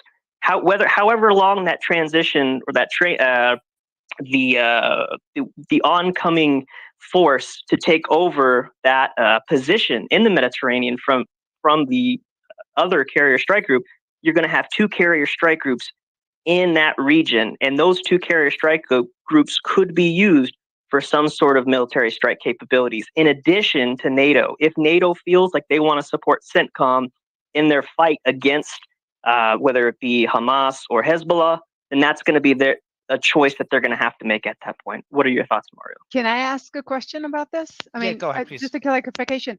You really feel that NATO involvement is something that is relevant to discuss at this point? That's something that is the probability of which are relevant? I really do. We'll and go to John afterwards. Yeah, go I want to jump in. Sorry, I was and listening. Piotr. Yeah, take over, Piotr, please. Okay. Whoa is what I'm going to say. There is absolutely little to no reasonable grounds that NATO is going to get involved in shit. They're the North Atlantic Treaty Organization, right? I'm not dispelling that they have conducted operations elsewhere, but like launching some kind of I don't know comprehensive offensive. I don't even know the right word to call it. But it's a sort of engagement with Iran based on this is no way. Like, and I know people are going to disagree with it, but in NATO's terminology, it is a defensive organization. It is not It is not an offensive one. One can argue about expansionism because it's grown. So yes, okay, it's expanded, but in terms of its actual like doctrine, it is not going to take the fight first. To Israel is also not a member state. There is no legal obligation of the NATO alliance to come to the defense of Israel. If unilateral states, i.e. the United States and Britain, for example, want to come to the support of Israel, they can do so, but that does not mean NATO will do so. Moreover, because you have 32 states of which all have to give the go-ahead, and I guarantee you at least 3 of those states, or 4, possibly the ones that denied the aid being cut off to Palestine, will probably have something to say about that. So let's start with one situation, Israel going to Iran, then let's talk about another one, US, what does that mean? And then if we really want to go down a badger hole, let alone a rabbit hole, then we can talk about NATO. But yeah, that's that. John, I mean, do you want to go? Because I think you might agree. Yeah, I mean, there is so let's do it facts versus a lot of speculation there. Fact, there is a NATO strike group in the Mediterranean because of the Russia threat since the invasion of Crimea. I agree, 100% agree with Piotr, and where all the assumptions were there with the U.S. security guarantees. No, that's not true. If this, then that. None of that is actually. It's all complex political decisions to be made at that moment. There are no guarantees. Matter of fact, there's only deterrence. Stay out of Israel's operation against Hamas in Gaza. We have a lot of cross-border stuff. That there's a lot of ways you can go down that way. The U.S. could move a second carrier strike group into the Eastern Mediterranean, no problem. They don't need NATO to do that, but there's no guarantee that U.S. will strike anybody, and nobody has said that. And I actually found that interesting. An IDF official says the U.S. will do this. Like, no, that's not the way it works. So we do have just leader of Hamas. The consequences, right? Guys, there's a lot of breaking news. Once you start, you can't go back. Piotr, there's some breaking news. Sorry. Yeah, some breaking. Yes, right, man. And I think you have something, Noga, as well. So we have Khaled Mashal, who's the leader of Hamas, who lives in Qatar, is now giving a speech. So that just came out now. We'll be getting the key quotes from that speech because obviously it's not in English. You have something as well, Noga? Yeah, the IDF is reporting killing 2 armed, whatever we're calling them now, in Kfar Maimon, which is actually a little further south. So you can just use the word militants if you like. Okay, works for me. I'm guessing that's 2 fine. armed militants in Kfar Maimon. Okay, is it hold on? If it's on the Gaza border, we'll just call it Hamas members. If it's on the east, I think Mike was calling it someone's Hamas. It's on the Hamas. Gaza We'll border. go with Hamas it's actually members. Okay. Hamas armed Personnel Hamas members. whatever you call it. Yeah. Okay. So we do have also the just another American Airlines has suspended its flights to Ben Gurion Airport until December 4th due to the war between Israel and Hamas. That's just a statement being made now. Till December 4th.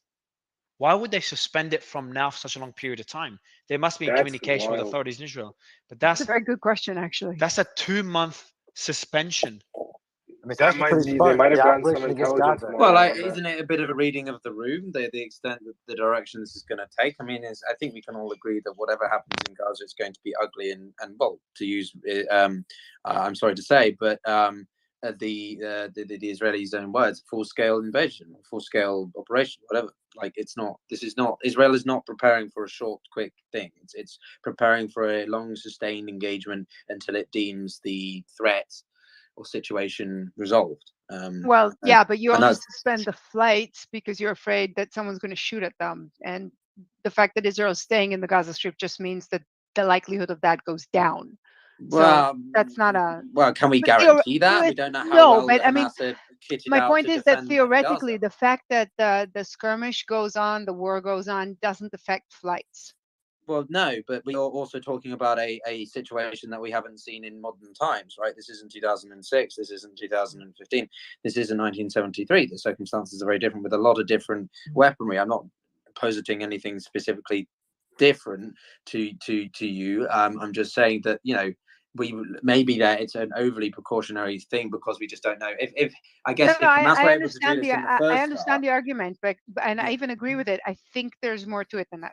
I agree with your argument. I just think it's not all of it. That they did, the initial operation, then what could be waiting in store for the idea? Piotr, they're probably going to be staying there for that period of time. These guys are in connections. They've probably heard something. Hey, we've planned to be there at least until this time, so that's why they put out the timetable. These guys, remember, they lose a ton of money.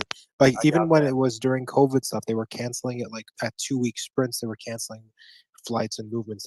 This is a 2-month sprint. This is a big deal.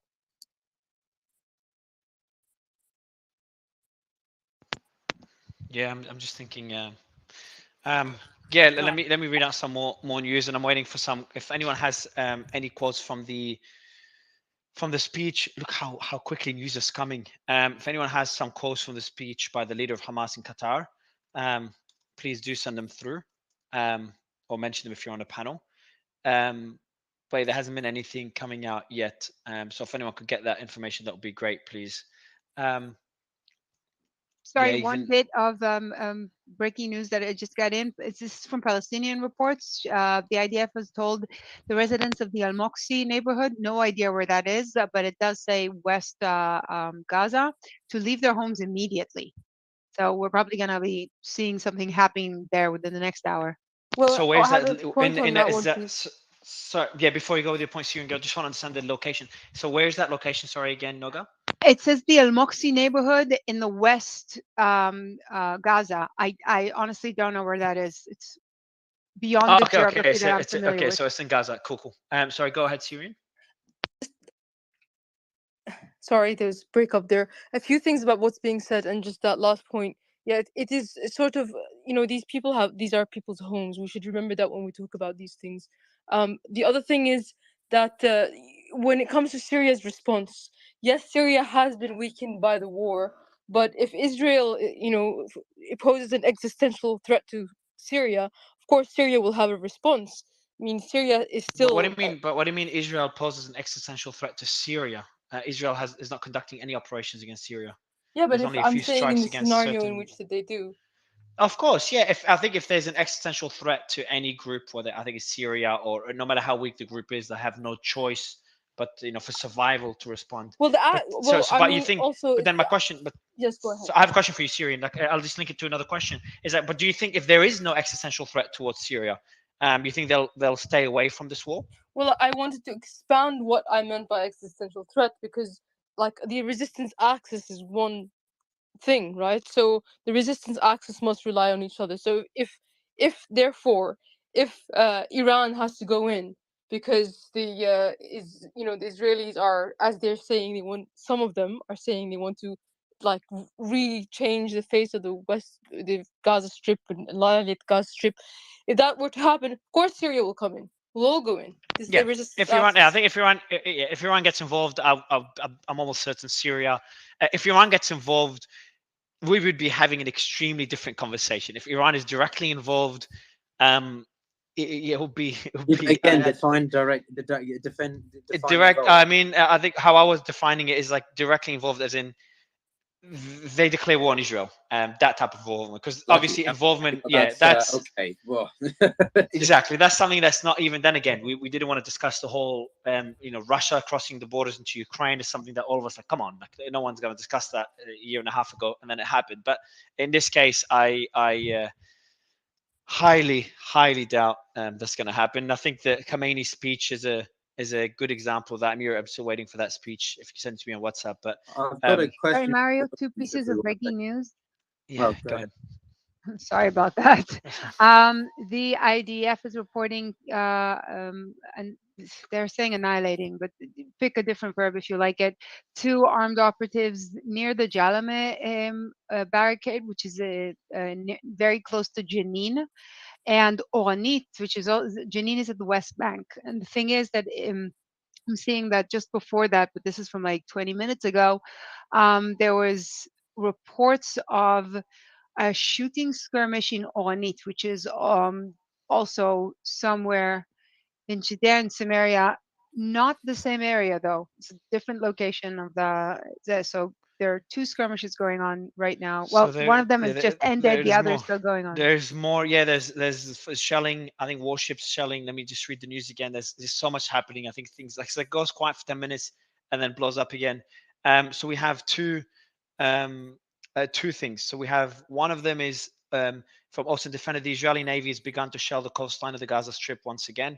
So that I think you mentioned that already, Noga, that they've asked people. I'm guessing this is where you said on the west of Gaza. So that would be where the evacuations were ordered, I assume. The Netherlands, Germany, Austria have all announced today that their plan to send military aircraft to Israel in the coming days in order to evacuate any of their citizens who still remain in their country. Anything I'm mentioning, by the way, everything's being posted on my accounts. Like every couple of minutes, few minutes, there's something being posted, including a lot of footage. I just want to point out that the reason why the Germans are doing that is because you can order a German pilot in Luftwaffe to fly anywhere you want, but you can't do that with commercial airlines, which is why they're using army aircrafts, and it's going to be very uncomfortable on the way home. So we can see American Secretary spoke to the Israeli President Herzog. Blinken emphasized to the president the unwavering support of the U.S. for Israel and expressed his condolences for the murdered. Yeah, so I'll go to the panel. Go ahead, Brian. Go ahead, man. So I wanted to give a clarification on what I said earlier about the aircraft liner. So a few people sent me some information, so I want to correct what I said. The second liner is going there to take the spot of the first one, to relieve the first one. So I just wanted to put the clarification out there about what I said earlier. I appreciate that. Amir, go ahead. I'm just going through all the news. Amir, are you there? Well, Mario, I'm standing by. Actually, you mentioned the WhatsApp. I'm waiting for that. I don't have a WhatsApp to send you a Khamenei statement about that. And well, yes, basically, if Israel gets boots on the ground in Gaza, so they are saying that they're going to do that. If this happens, Hezbollah must do something, and Hezbollah does something. The United States must do something. I'm just very scared of that situation. I think we must wait to see what happens regarding soldiers in Gaza, Israeli soldiers, and how would that play out. But until then, I don't think Iran will do anything special. And Iran is pretty much silent because, as rightly Ryan said, Iranians and the leader, nobody wants war here. And I think, something, one of the, he's not on the panel right now, but like he said that if the United States sent the USS Gerald Ford carrier to just do something after Hezbollah or Iran do anything and attack on the nuclear sites, that's just Hold on. Did he say attack? Did he say attack nuclear sites? Yeah, he did. It was Yeah, crazy. he That's got just excited. Yeah, he got too excited. I yeah, think. that's Yeah, just Yeah, comedy. That's a classic comedy. And attacking Iran is not like attacking Hezbollah or Hamas or even again, Syria. yeah. That's Attacking, just as we said earlier, attacking. If Iran is directly involved in this war, I don't know, and we're not talking about this. We're not trying to speculate on this situation because it's just number one, it's too alarming, and it's too exactly. far from where we are. If Yes, Iran's rhetoric was, "Hey, if you guys enter Gaza, we will attack you," or if Hezbollah's attacking, if Hezbollah's declared war on Israel, then having that discussion of Iran getting directly involved would make more sense. But in exactly. this case, based on what we're seeing, everybody is de-escalating, and it's good to see logic still prevail to some level in this world. And Exactly. I hope this continues. So And yeah, I and I'm think assuming, Amir, I'm assuming as well, citizens in Iran. Wasn't there a protest? I saw it before going to sleep. Wasn't there a protest in Iran as well? I'm sure that there's protests both sides, but there's protests that some supporting Hamas and others supporting Israel as well. Is that true? They're usually the anti-government protests supporting Israel, or am I wrong? I saw that before going to bed. yeah, that's true. That's true. There are some people that Iranians are very, very different to each other. Some people are celebrating Israel's attack on Hamas. Some people are celebrating Hamas's attack in Israel. That's very wild here. It's actually Mario, very to give you a different. little context on that, it's very split because the people who are against IRGC are very pro-Israel and vice versa. Just to give you a little Yeah, and insight I of how remember that works. Piotr. You remember we have Xerxes there, which is a good example of the people that are more pro-Israel. Is that a fair statement, Piotr? Because I remember when Xerxes was there and we did that Iran space, Xerxes and others. It was a very, it's just such a polarized space when it came to Israel. Iranians disagreed so vehemently when it comes to Yeah, Israel. it's. I mean, if you're talking about the role of Iran in this, the internal situation in Iran is well. I mean, I don't on this. I try to be. I'm not even going to pretend that I sort of try and give equal opportunity to both sides. Like in Iran, the Islamic Republic is just the bad guys. Like it's not really a debate, but the situation. I agree with you on the point of de-escalation just across. It's very reassuring. And I hope that this, but again, it doesn't. It lowers the developments in terms of an interstate or sub-regional de-escalation, but it's not the situation within the country and Gaza, right? It's a problem, and I'm also thinking about it from the fact that the US is now going to have its most sizable carrier strike group in the region. Tensions are not just going to sort of disappear, right? And the Americans are not just going to leave the area once they get there. You know what I mean? They're going to be present for a while, bobbing around for a while. So let's move away. Yeah, I don't want to get into the Iranian politics now. I just want to get back no, to. I mean, no, not with Iran. I just mean with the whole region. There's going to be the wariness of the US around, and it's going to mean tensions are still simmering. So I want to get back to what we're seeing here. There's just some more footage coming from both sides, and the team is posting some of it, just blurring some of the content. I think some of it is unnecessary, and let me just get that one removed. I think this one's unnecessary, so let me just remove that. We're trying to post footage that is gives you an idea of what's happening on the ground, but not footage. Let's go back to the discussion. I'll give you the mic, guys, and let me just go 2 minutes. Just give Mario, can I jump in rules real of quick? engagement for the team on what to post. Yeah, sorry. Can I jump in real quick? Yeah, go ahead. All morning I've just been kind of scouring and reading as much as I can from both op-eds from both sides. I'm trying to keep it from both sides. It's now what's happening now in Gaza, where the electricity, water, and food being cut off. It's being finally labeled correctly by, I can't believe it. I can't believe I'm saying CNN as a humanitarian crisis. They're labeling it finally correctly as a humanitarian crisis, and I think that this is something to keep in mind throughout this process. Is that in times of war like this, you have two sides that are fighting, but there's people that are getting caught here. And I discussed this yesterday too, is that it's 145 square mile area in Gaza. And when these warnings come for people to evacuate and to go, there's nowhere for them to go. So that's one thing that I continuously. That's not. No, just give me 1 second. I'm getting to a point, guys. Just trust me. This isn't a biased opinion. I promise. I'm just going based off. Yeah, but you make a statement that there's nowhere to go. That's opinion.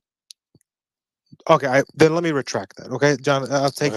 Okay, I'll fix it. The point I'm trying to say is that what we need to keep in mind that there's people involved in this, and I know numbers come out and stuff comes out like this. So we want to keep that in mind. I wanted to kind of inject a little bit on the U.S. front. From what I'm seeing on the U.S. front is that there's a lot of talk about aid, but I've also been hearing a lot more talk about they cannot provide an aid package until the Speaker of the House is set. Because right now here in the U.S., for anyone who's listening internationally, our Speaker of the House was ousted. Is probably, if you want to put it that way. So that's kind of the head of the head of our Congress, right? So he was stepped out. So they're going to have talks. I believe tonight is the first time where they're going to be discussing who comes in. They're going to be having their initial bids for the two big people. And So I think after that, without a speaker, just on that, just trying to understand the point. Without a speaker, the U.S. cannot approve aid. So Biden himself cannot sign for Israeli. Biden can. I believe Biden aid. can. I believe Biden can. I believe Biden can if he wants to. But if the normal chain of command, how it usually works is you'll need the Speaker of the House and all this stuff to go through. That's the only. I just wanted to kind of inject that in from a little bit of the U.S. standpoint. That's all. If you guys want to go on to John, please. Yeah, no, thanks, Ryan. And I agree on the humanitarian crisis. I mean, this is, it just is. And that's not passing, opinions on both sides. It's a humanitarian crisis. There's millions of civilians caught in the middle of it. I can agree to that. On the aid package, it's new funding, right? There are multiple mechanisms within the U.S. government who have existing funding for humanitarian crisis, from the State Department to military apparatuses. I mean, that can be done. It's the new funding, like a new package, but it's not like there's the no resources, especially humanitarian aid, that can go without the congressional new funding stream, new actions. There's a whole bunch of existing actions, but I agree that they should make it happen in a new funding bill for that. But I think Colonel Jeff was in here earlier talking about particulars that I'm not that's not my area of expertise, but I know there's lots of funds that can be accessed, and even resources in the region that can be accessed to provide humanitarian aid. Of course, you got to have NGOs and others a part of that conversation to make that happen. For sure. So I just did a quick. So I did a quick fact check.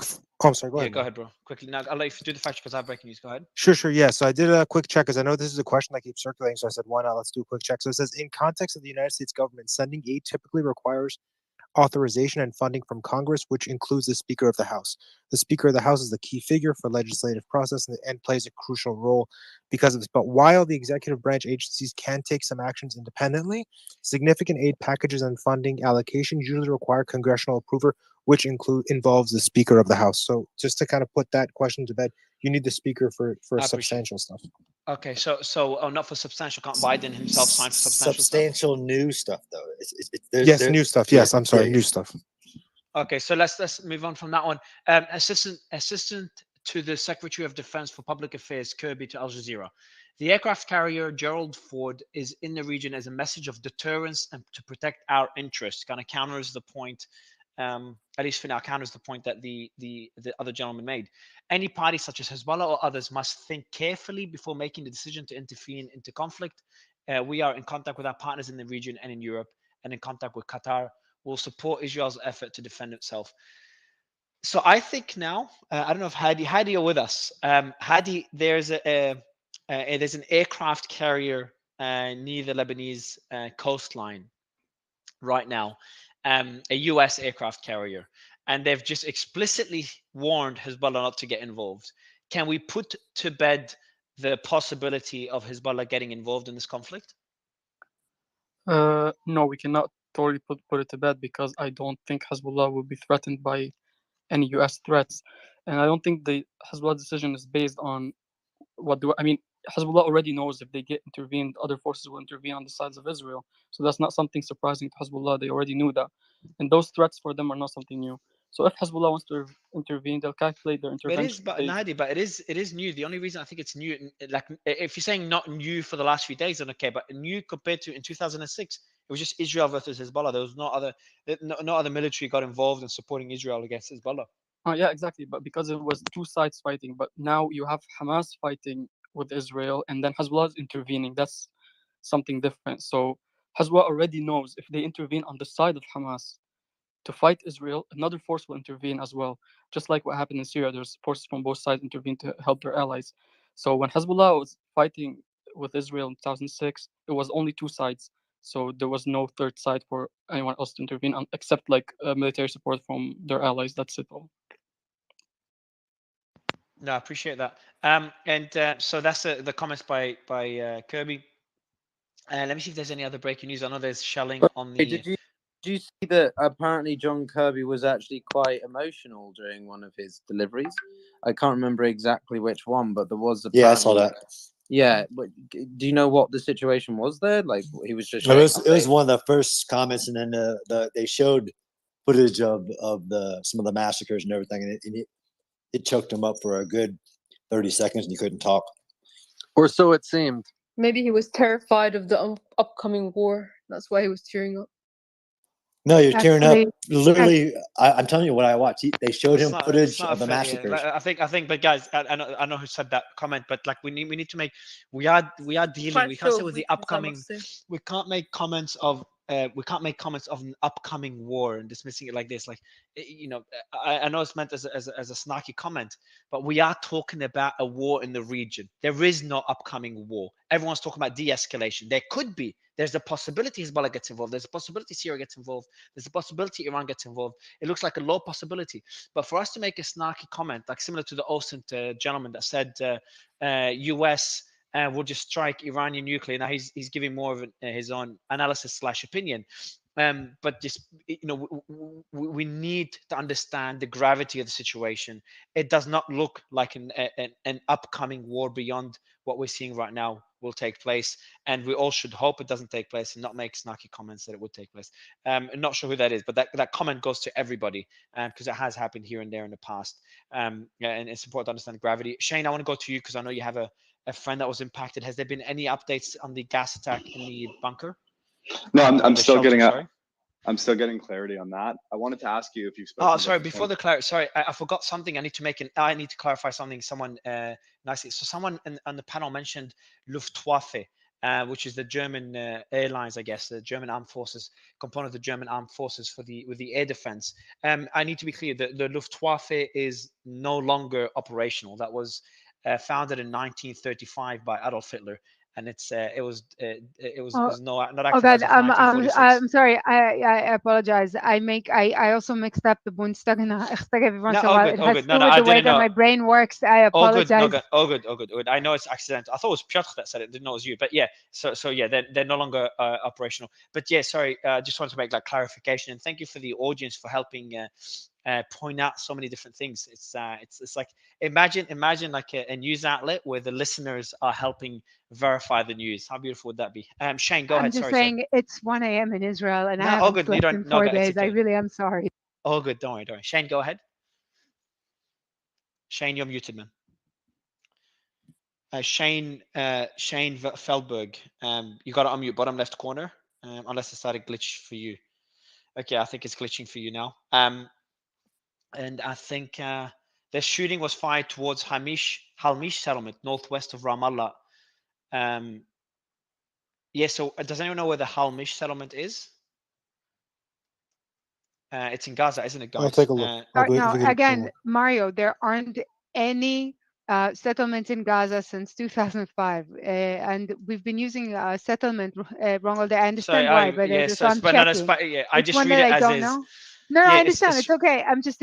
It's one that I don't know, which is why I'm checking. Hang on. Yeah, it's in the Shomron, which is also known as the West Bank. So yes. Okay, so this is in the West Bank. They're shooting in the West Bank. Do we have Mike with us, or he's not with us? I'll try to get Mike back. And I think Piotr glitched out as well. Let me get Piotr up and try to get Mike. Ryan, if you can DM Mike to join us back. Yes, I was actually doing that right now. Perfect. Shane, is your mic working? Someone dropped out. Shane just dropped out as well. It is glitching right now. And let me try to sort out Piotr and sort out Shane as well. Oh, no, they both intentionally had to drop off for a few minutes, so they'll be back. Let me get some more updates for the audience on what's happening on the ground. So if you go through on the posts, everything is being posted there.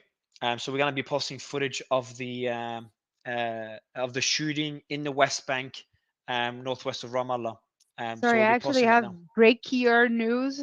There's violent conflicts in Al-Tur, which is actually I don't know. It's a neighborhood in Jerusalem.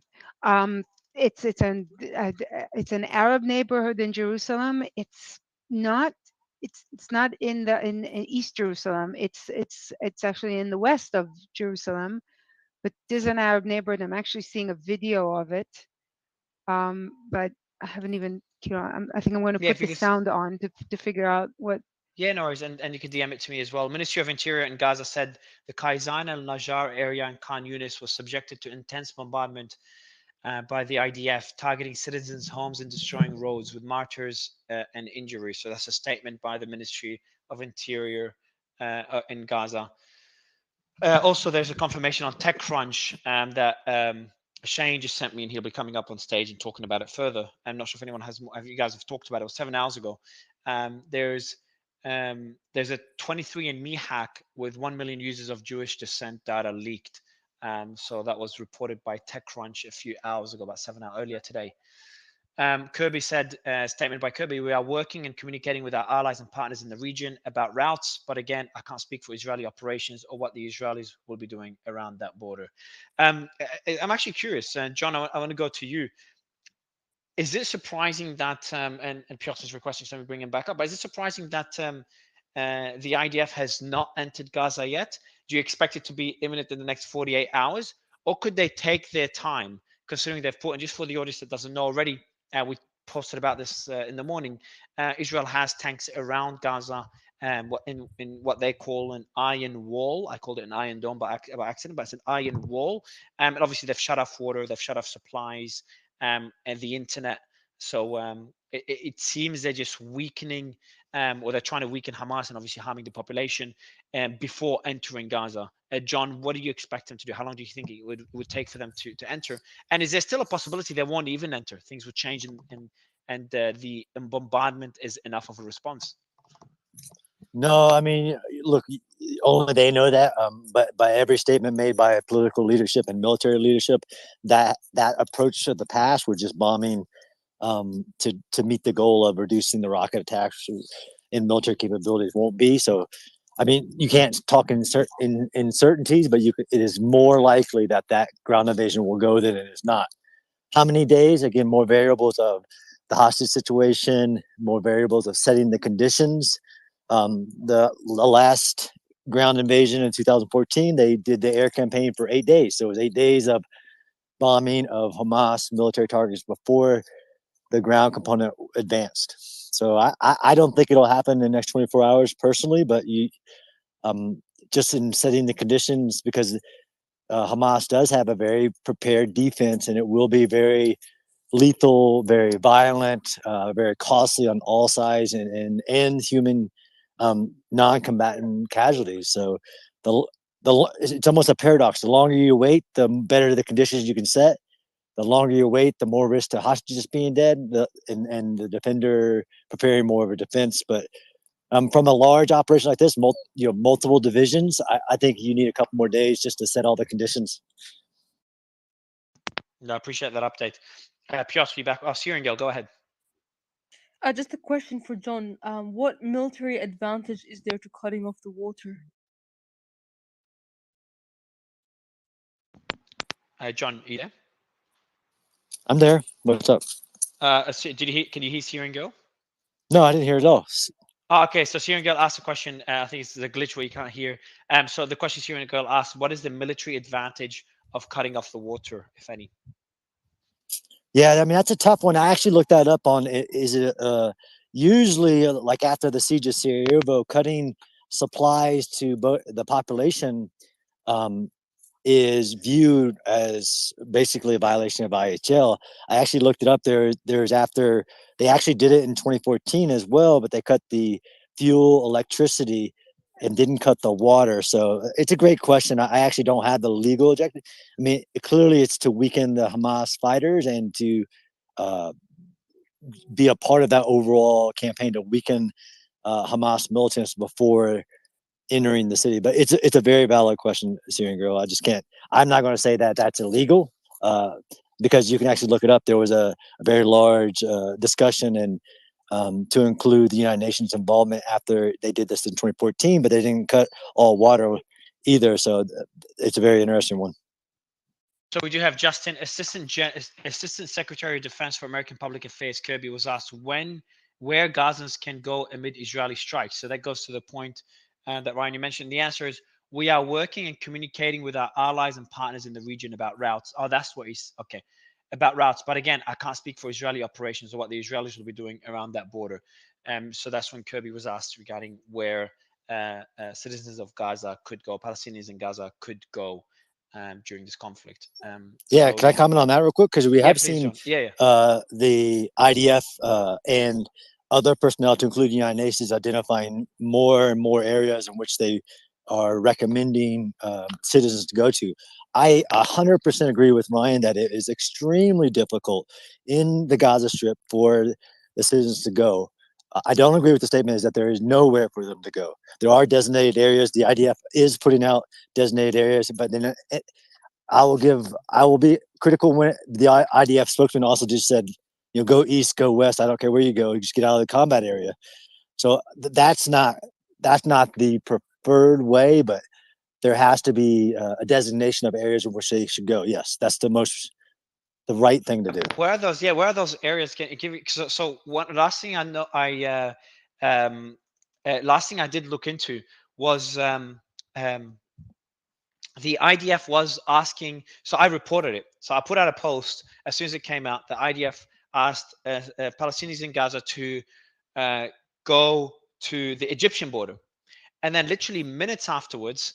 I did see that. Yeah, they said no. Yeah, and then minutes afterwards, they're like, actually, no, don't, because the actual border is closed. And then later he put out a statement. I don't know if I think we messaged him and he responded, or he put out a statement. I can't remember. And she said, like, look, I was being asked. It was just more the context was different. He's No, like, he also put out a very detailed statement, and we actually put it up in the space yesterday with maps that show you exactly in which city where you can and probably shouldn't go. And it was in Arabic, and there were maps involved with arrows to show you where the areas that are safe that you should probably go to immediately. All of that information was online. It was actually and we put it in the space yesterday, and it got retweeted, so it should have been. But the internet is down and there's seen no it. electricity, so how can Well, they there are be a lot of online? movies coming out of Gaza, so I guess they do have connection to. So if you have enough You connection mean to take journalists pictures, are? I'm saying that if you journalists have have, satellite phones. well, first of all, this was 2 days ago, and they were Is asking me. The every second of Gazan a all, journalist? Does every Gazan second have of a all, satellite there's phone? still electricity in Gaza. There's still information in Gaza. The information We just does heard flow. for the You could last use. 20 You could. hours that there isn't any more electricity. Yeah, Dana was saying that there's no electricity when she was hosted here, while she was hosted here saying Because she's she in had a Gaza. battery on her phone. Oh, so you say there are batteries on your phone where you can There's do batteries. Doesn't mean so there's we've clarified. electricity. Yes, so we've clarified the point. Yeah, Ben, go ahead. I'd like to answer the question that Syrian girl asked earlier about the water. I can tell you why they turn the water off. I'm not saying I agree with it. The reason why they turn the water off is to create a situation on the ground in which the local population starts to have their sentiment turned against Hamas. That's for the prisoners and so forth, right? Because if the people of Gaza, unfortunately, I'll just be very blunt here. If the life, before whatever incursion happens becomes unbearable for them, there's a possibility, because it's a community, right? People know people. Sentiment can be put against Hamas to return the hostages. That is the reason why they turn the water off.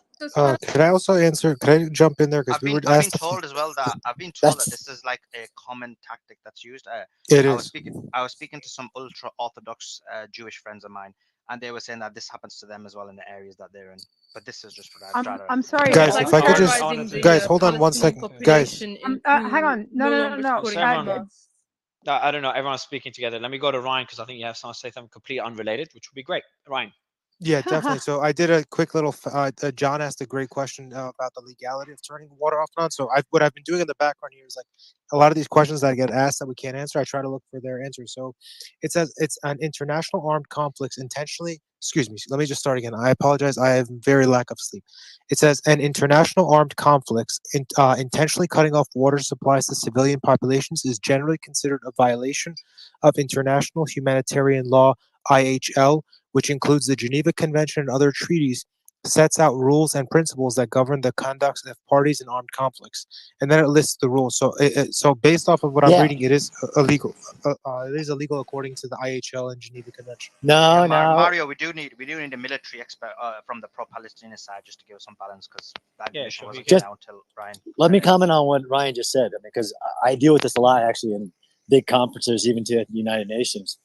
IHL puts in their vagueness. It is generally illegal to cut water supplies to civilians, right? Well, one side will say, "Well, I'm cutting water supplies to the militants. I'm not cutting." It says generally, so it is not. I mean, there's I know actually a bunch. John, I know you're trying to blag it, but in reality, the water supply is not just being cut off the Hamas; it's the entire region. So although you can try and blag it and play defense, the entire region is basically being stopped from water supply. So I mean, I'm as making much as it. I get it. I get no, and there's nothing wrong with what you're saying because that's your position on here. Like you're trying to provide an No, answer I'm not based on even your providing my opinion. Okay, I think guys. Okay, we're starting to escalate again. So essentially, John, the point here is that if they cut water supply to Hamas militants, that should be legal by international law. If they cut water supply to Gaza, that's not legal by international law. I'm not sure what you guys are disputing. I think from what we've read the reports, the water has been cut out to Gaza because it's difficult to cut water supply to militants, but not the rest of the population. Not sure how that can be done. And not sure if that's a fair summary that everyone would agree with. And then the strategy of kind of diminishing the support, the local support for Hamas, which is about 40. Below 50, but above 45%, about 48, I think it was, percent support, but plus or minus, to diminish that support and to get the citizens to start, potentially rebelling against Hamas. Cutting off the supply is one strategy. Legal, not legal. Obviously, if it's to Gaza, it's not legal. Is that a fair? Okay, Ben, I'm actually gonna get Ben. Ben, is that a fair summary so we can move on? In my opinion, yes. I appreciate it. I will go to, I know not everyone wants me to move on, but I will if that's okay. And just looking at any breaking news that's gone on. So it's confirmed that there is a shooting on the West Bank. So just to kind of point it out here, and the video has been posted on my channel. The clashes in the West Bank. We did have two journalists from the West Bank earlier. I'll try to bring them on. Mike will be great for Mike to join back again. But I want a bit more context on how serious of an escalation that is if there's clashes with the West Bank, because I know there are groups in the West Bank that are supportive. I think even a large portion of the population in the West Bank as well support Hamas. Surprisingly, it's below 50, but it's above 40%. I can't remember the number. That was based on a survey by a Palestinian organization last year. Well, so the support for Mahmoud Abbas is less than 14, so it's not surprising. Wow. Abbas has less than 14% support? According to Shkaki's latest poll, which was in September. And he's the leader of It's really important to note, Mario, and this distinction has to be drawn. In the West Bank, it is a very different dynamic than Gaza for a lot of reasons. The vast majority of the individuals in the West Bank are peaceful, loving people. Whether or not that poll says there's 40% for Hamas, you have to remember something very careful. Yes, there's a militant wing of Hamas, but if we're going to be completely honest, there's a political wing. There's the wing that provides supplies and services. So, just saying that there's 40% of Hamas in the West Bank doesn't mean that there's 40% support for Hamas's tactics or ideology. But then why would they support? Why would they support Hamas as a group when they have a military wing and an ideology that they don't support? So I'm just trying to make sense of it. Yeah. So again, you have to remember. I'm sorry. According to the same poll, most Palestinians support armed resistance. So if you want to make the distinction that it's not necessarily that Hamas could be a different kind of armed resistance, by all means do it. But the majority of Palestinians prefers it. Go ahead, Ben. Okay, so that is not what I was saying. What I was saying, though, is, and I think you would concede this point, that yes, of course, Hamas has a militant wing, they have their charter and so forth. But again, in Gaza, Hamas does provide a lot of the essential services. So that being said, Actually, no, I don't know of any essential services that Hamas provides. The PLO provides some, sorry, not PLO, the PA provides some of it. UNRWA provides a lot of it. In Gaza? In Gaza, Hamas charges taxes. That's the extent of its services, but the PA still pays most of the salaries, and the European Union pays most of the, in Israel we call it hashlemat achnasa, social security paychecks. I don't know. I'm not saying that there aren't any, but I don't know of any services the Hamas actually provides to the population other than tax collection. I can tell you. I can tell you, right? So yes, as the UN distributes food and so forth, so does certain factions within. How do I phrase this? There are certain arms of Hamas that provide food, healthcare, and so forth for those who, it's not as straightforward as people think. And I know this, right? This is not. I agree that it's not straightforward. Okay. So I just want to make my final point, and then I'll be quiet. So at the end of the day, in the West Bank, look, if people are saying there's 40% support for Hamas, keep in mind that doesn't necessarily indicate there's 40% for the violent parts of Hamas, right? Keep in mind. Yes, and what I was saying is that there's more than 60% support for the use of violence, regardless of the support for Hamas. It's good. Yeah, so it's not the use of violence. It's you said armed resistance, and obviously they think they're being occupied and they're being abused and put in an open air prison, and then they want people. Suleiman, can you explain to me the difference between armed resistance and violence? No, I'm saying that they want to resist against being in an open air prison. That's the reason they're doing it. Yeah, because they. That's fine, but can you explain to me the difference between armed resistance and violence? No, I agree with you. I'm saying to you, I agree with you that basically I'm because you. Okay, said so you're saying it's justified. Guys, I'm not saying it's justified. I'm trying to explain their reasoning because you said what is the reason. Actually, so what I did, let me finish because you let her explain the point and made them sound violent. No, you didn't let me explain the point. Yeah, no, you did. Sully, what I've done, I'll let you answer, but let me tell you what I've done as well in the background. I've actually invited Muhammad, who lives in the West Bank. So maybe if you want him to explain, or you can, whatever you prefer. No, I'm gonna explain this point, but Muhammad can explain it because I'm not really bothered about who gives them the supplies or not. It's irrelevant. It's for me. That's not like I'm not a supporter of Hamas, so I don't care. But my point on what she said, because what's happening is the argument she's trying to make is 60% of the people support Hamas. Therefore, and then she wants people to think, oh, whoa, all of them support Hamas. So what does that mean? And then she wants the people to think that actually there's a lot of supporters. First of all, that area has 50% children in there. So whenever you're killing someone in that area, 50% chance it's going to be a child or a high percentage. The second thing is when you've basically got a scenario, and this is according to their opinion, I'm not saying mine, that in their minds, they're thinking that Israel is basically oppressing us. They're putting us in a prison. Look, they've basically committed human rights violations on war crimes right now. So it's normal that in their mind, they might be like, we need to resist. So that's all I was saying. That's not my opinion. I'm just saying, because you were saying, I don't understand the logic. You stated a lot of things as if they were my opinion. No, hang on. So guys, all right, no, hold on. Whew. Okay, so what we're going to do is, Ben, I'll let you finish your point. That was before Noga interrupted you and then Sully jumped in. So Ben, I'll let you finish your point. Noga, I'll let you respond to Sully. And then Muhammad, there's just a discussion about, we veered away from breaking news for a bit and we'll get back to it. There's a discussion about Hamas support, PLA, and what Hamas does beyond the military arm. So we'd love to get some context for you, being someone that covers this on the ground and been in Gaza for a big part of your life. But Ben, go ahead, finish your point, please. Yep, sure. Yeah. So the only point I was trying to make is this: simply because if a poll says there's 40-60% support for Hamas in the West Bank, does not necessarily mean that there's 40-60% approval or support for the violent actions of Hamas. You have to look at the Palestinian Authority, Mahmoud Abbas, before that, the cabinet and so forth. They have a very low approval rating. So, and also the poll that you quoted, right? Well, what were the options? Was there just one question? Do you support PA or do you support Hamas? All I was trying to say, and I'll finish with this, is that in the West Bank is very different from Gaza.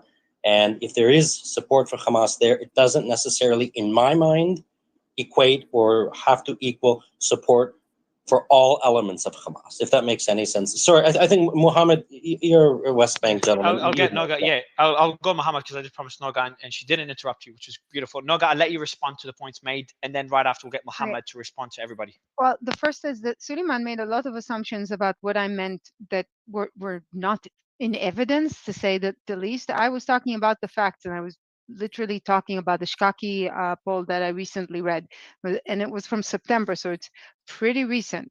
And the point of it was as follows. I agree with what Ben said about the fact that support for Hamas does not necessarily indicate support for Hamas methods. In fact, I agree with him to the extent that what the Shkaki poll actually said was that neither Hamas nor the PA enjoy as leadership figures enjoy particular high level of faith. I don't because Hamas actually doesn't provide a lot of the services. It still enjoys a higher level of faith than the PA, surprisingly enough.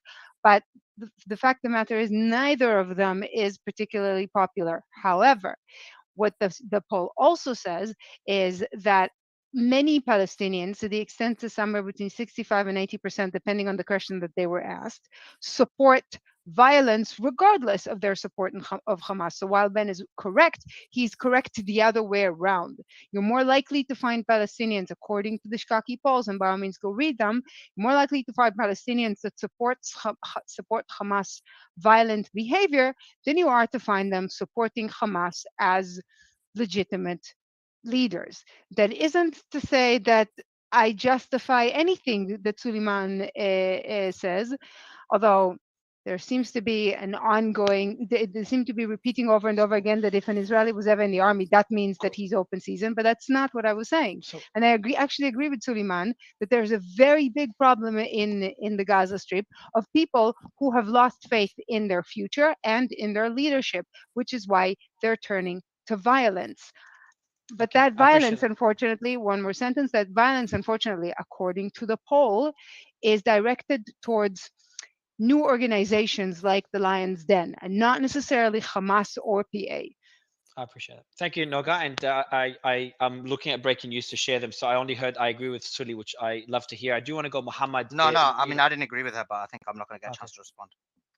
You can respond. You want to get Mohammed, and then you can respond afterwards? Yeah, I only had one word. I only had one word on go to I mean, Mohammed, you can answer this question better because Noga is making the argument that 65 to 80% of people in I can't remember if she said Gaza or Palestine, but anyway, 65 to 80% of people Palestinians in general, according to the Shkaki report. I'm not making that argument. No, I'm not saying you did. The Shkaki poll. Okay.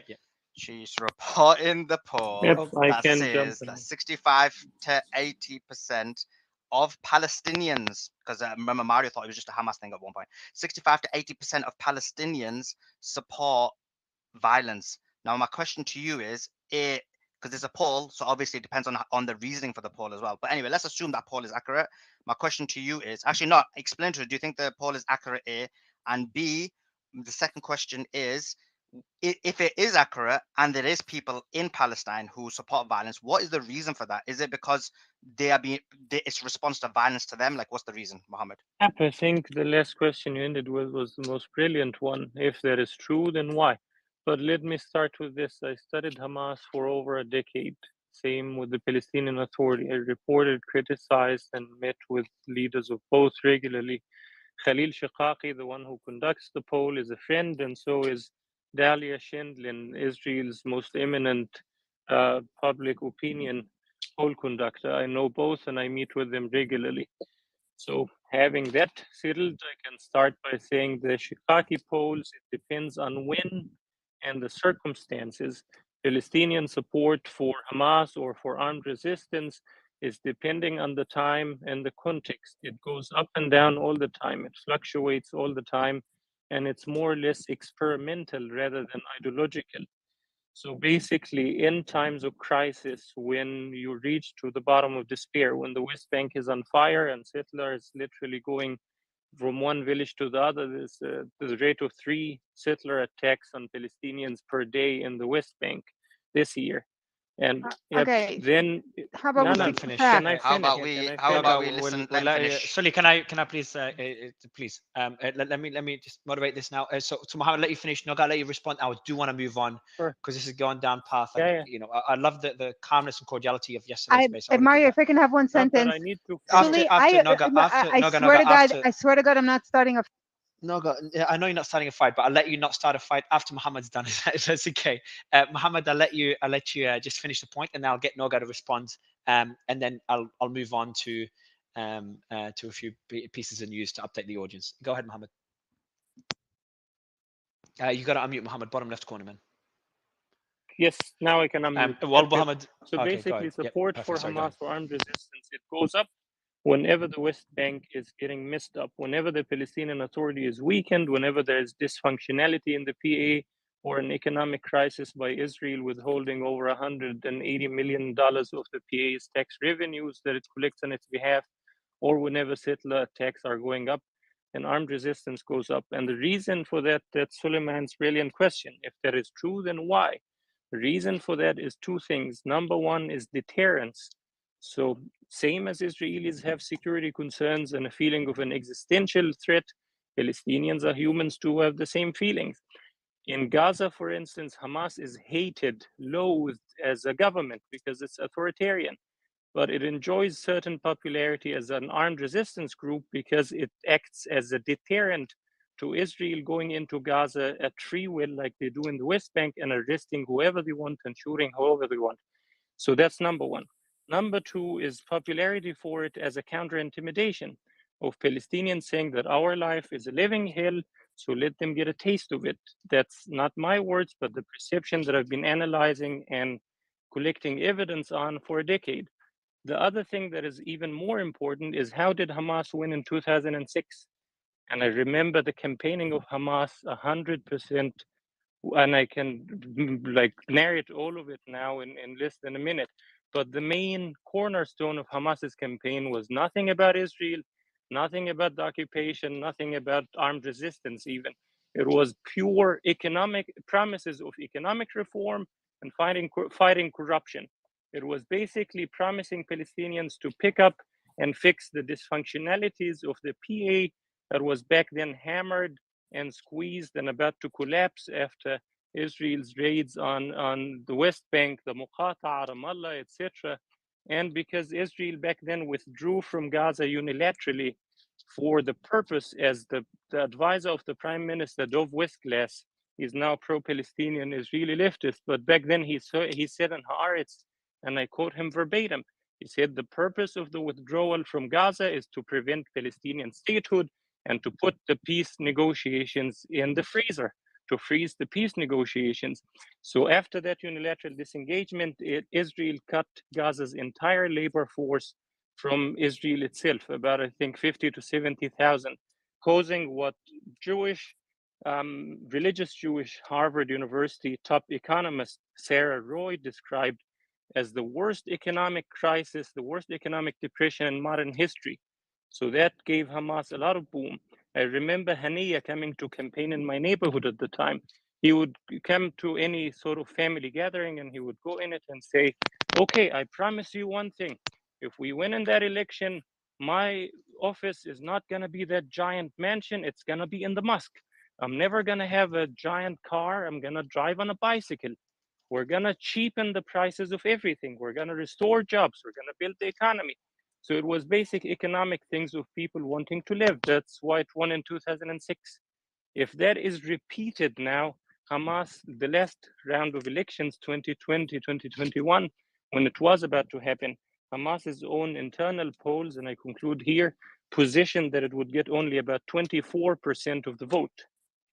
So again, it depends on why, when, and how. Thanks. I appreciate it. I will go. I know I promised Noga to go right after to her. She has one statement. Ben, I'll go to you because you haven't spoken yet, and then Noga will be actually Noga and then Ben. Noga and then Ben, because Noga you'll be short. I agree with I think 99% of what Muhammad just said, and Sully, in fact, I said a lot of what Muhammad just said. I don't disagree with you that the conditions in the Gaza Strip are a big part of the reason. And I said that while they support armed resistance, shall we call it, they don't support Hamas as leaders because, as Muhammad just said, they made promises that they're not keeping. And I think it's important to remember that the cutoff Muhammad is talking about was in the middle of the second intifada, which was up until 4 days ago, the worst terror attack that Israel suffered at the time, which is why Israel wanted to put the peace talks in the freezer, what with being blown up by buses all around. Now, this and the place where you and I disagree, Sully, isn't about the reasonings, it's about the cause. Because the leaders of the Gaza Strip, the people who were elected promising to make the economy better, betrayed the people. They moved from being better leadership, and the PA is responsible because they wouldn't hang authority in. I get it. But the problem of Palestinians is that they were promised by their leaders that they elected a better economy, and those leaders made a very different choice when it came to power.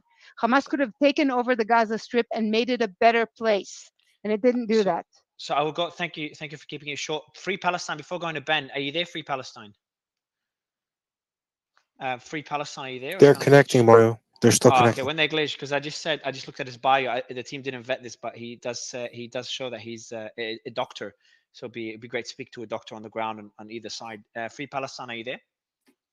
When he's not connecting, Ryan. Mario, I think Mario, we need to drop him and bring him back up. He's stuck in that loop. Yeah. Cool. By the way, Noga, I didn't but what you said, I haven't got no disagreement on that either. Like in terms of that aspect, that wasn't my comment. I was trying to explain the reasoning for it, but it's fine. So we agree on everything, so it's all good. Oh, perfect. Oh, beautiful. Cool. Ben, on this positive note, I'd love you to jump in, and I hope you don't flame things up again. Me? I didn't flame anything. Anyway. Actually, no. Before you jump in, let me mention some breaking news, and then I'll give you the mic. So just the breaking news here: we have Biden put out a statement on Twitter, out of all places. There is no justification for terrorism. Hamas does not stand for the Palestinian people's equal rights to dignity and self-determination. They use Palestinian civilians as human shields and offer nothing but terror and bloodshed with no regard for who pays the price. So that was by President Biden. We'd also have a statement by John Kirby. I'll read out a statement here. It's an interview on CNN. He says, "We are still collecting and analyzing information about how Hamas was able to launch this operation, and we have not yet reached a final vision yet." I don't know what he means by vision. But let me play the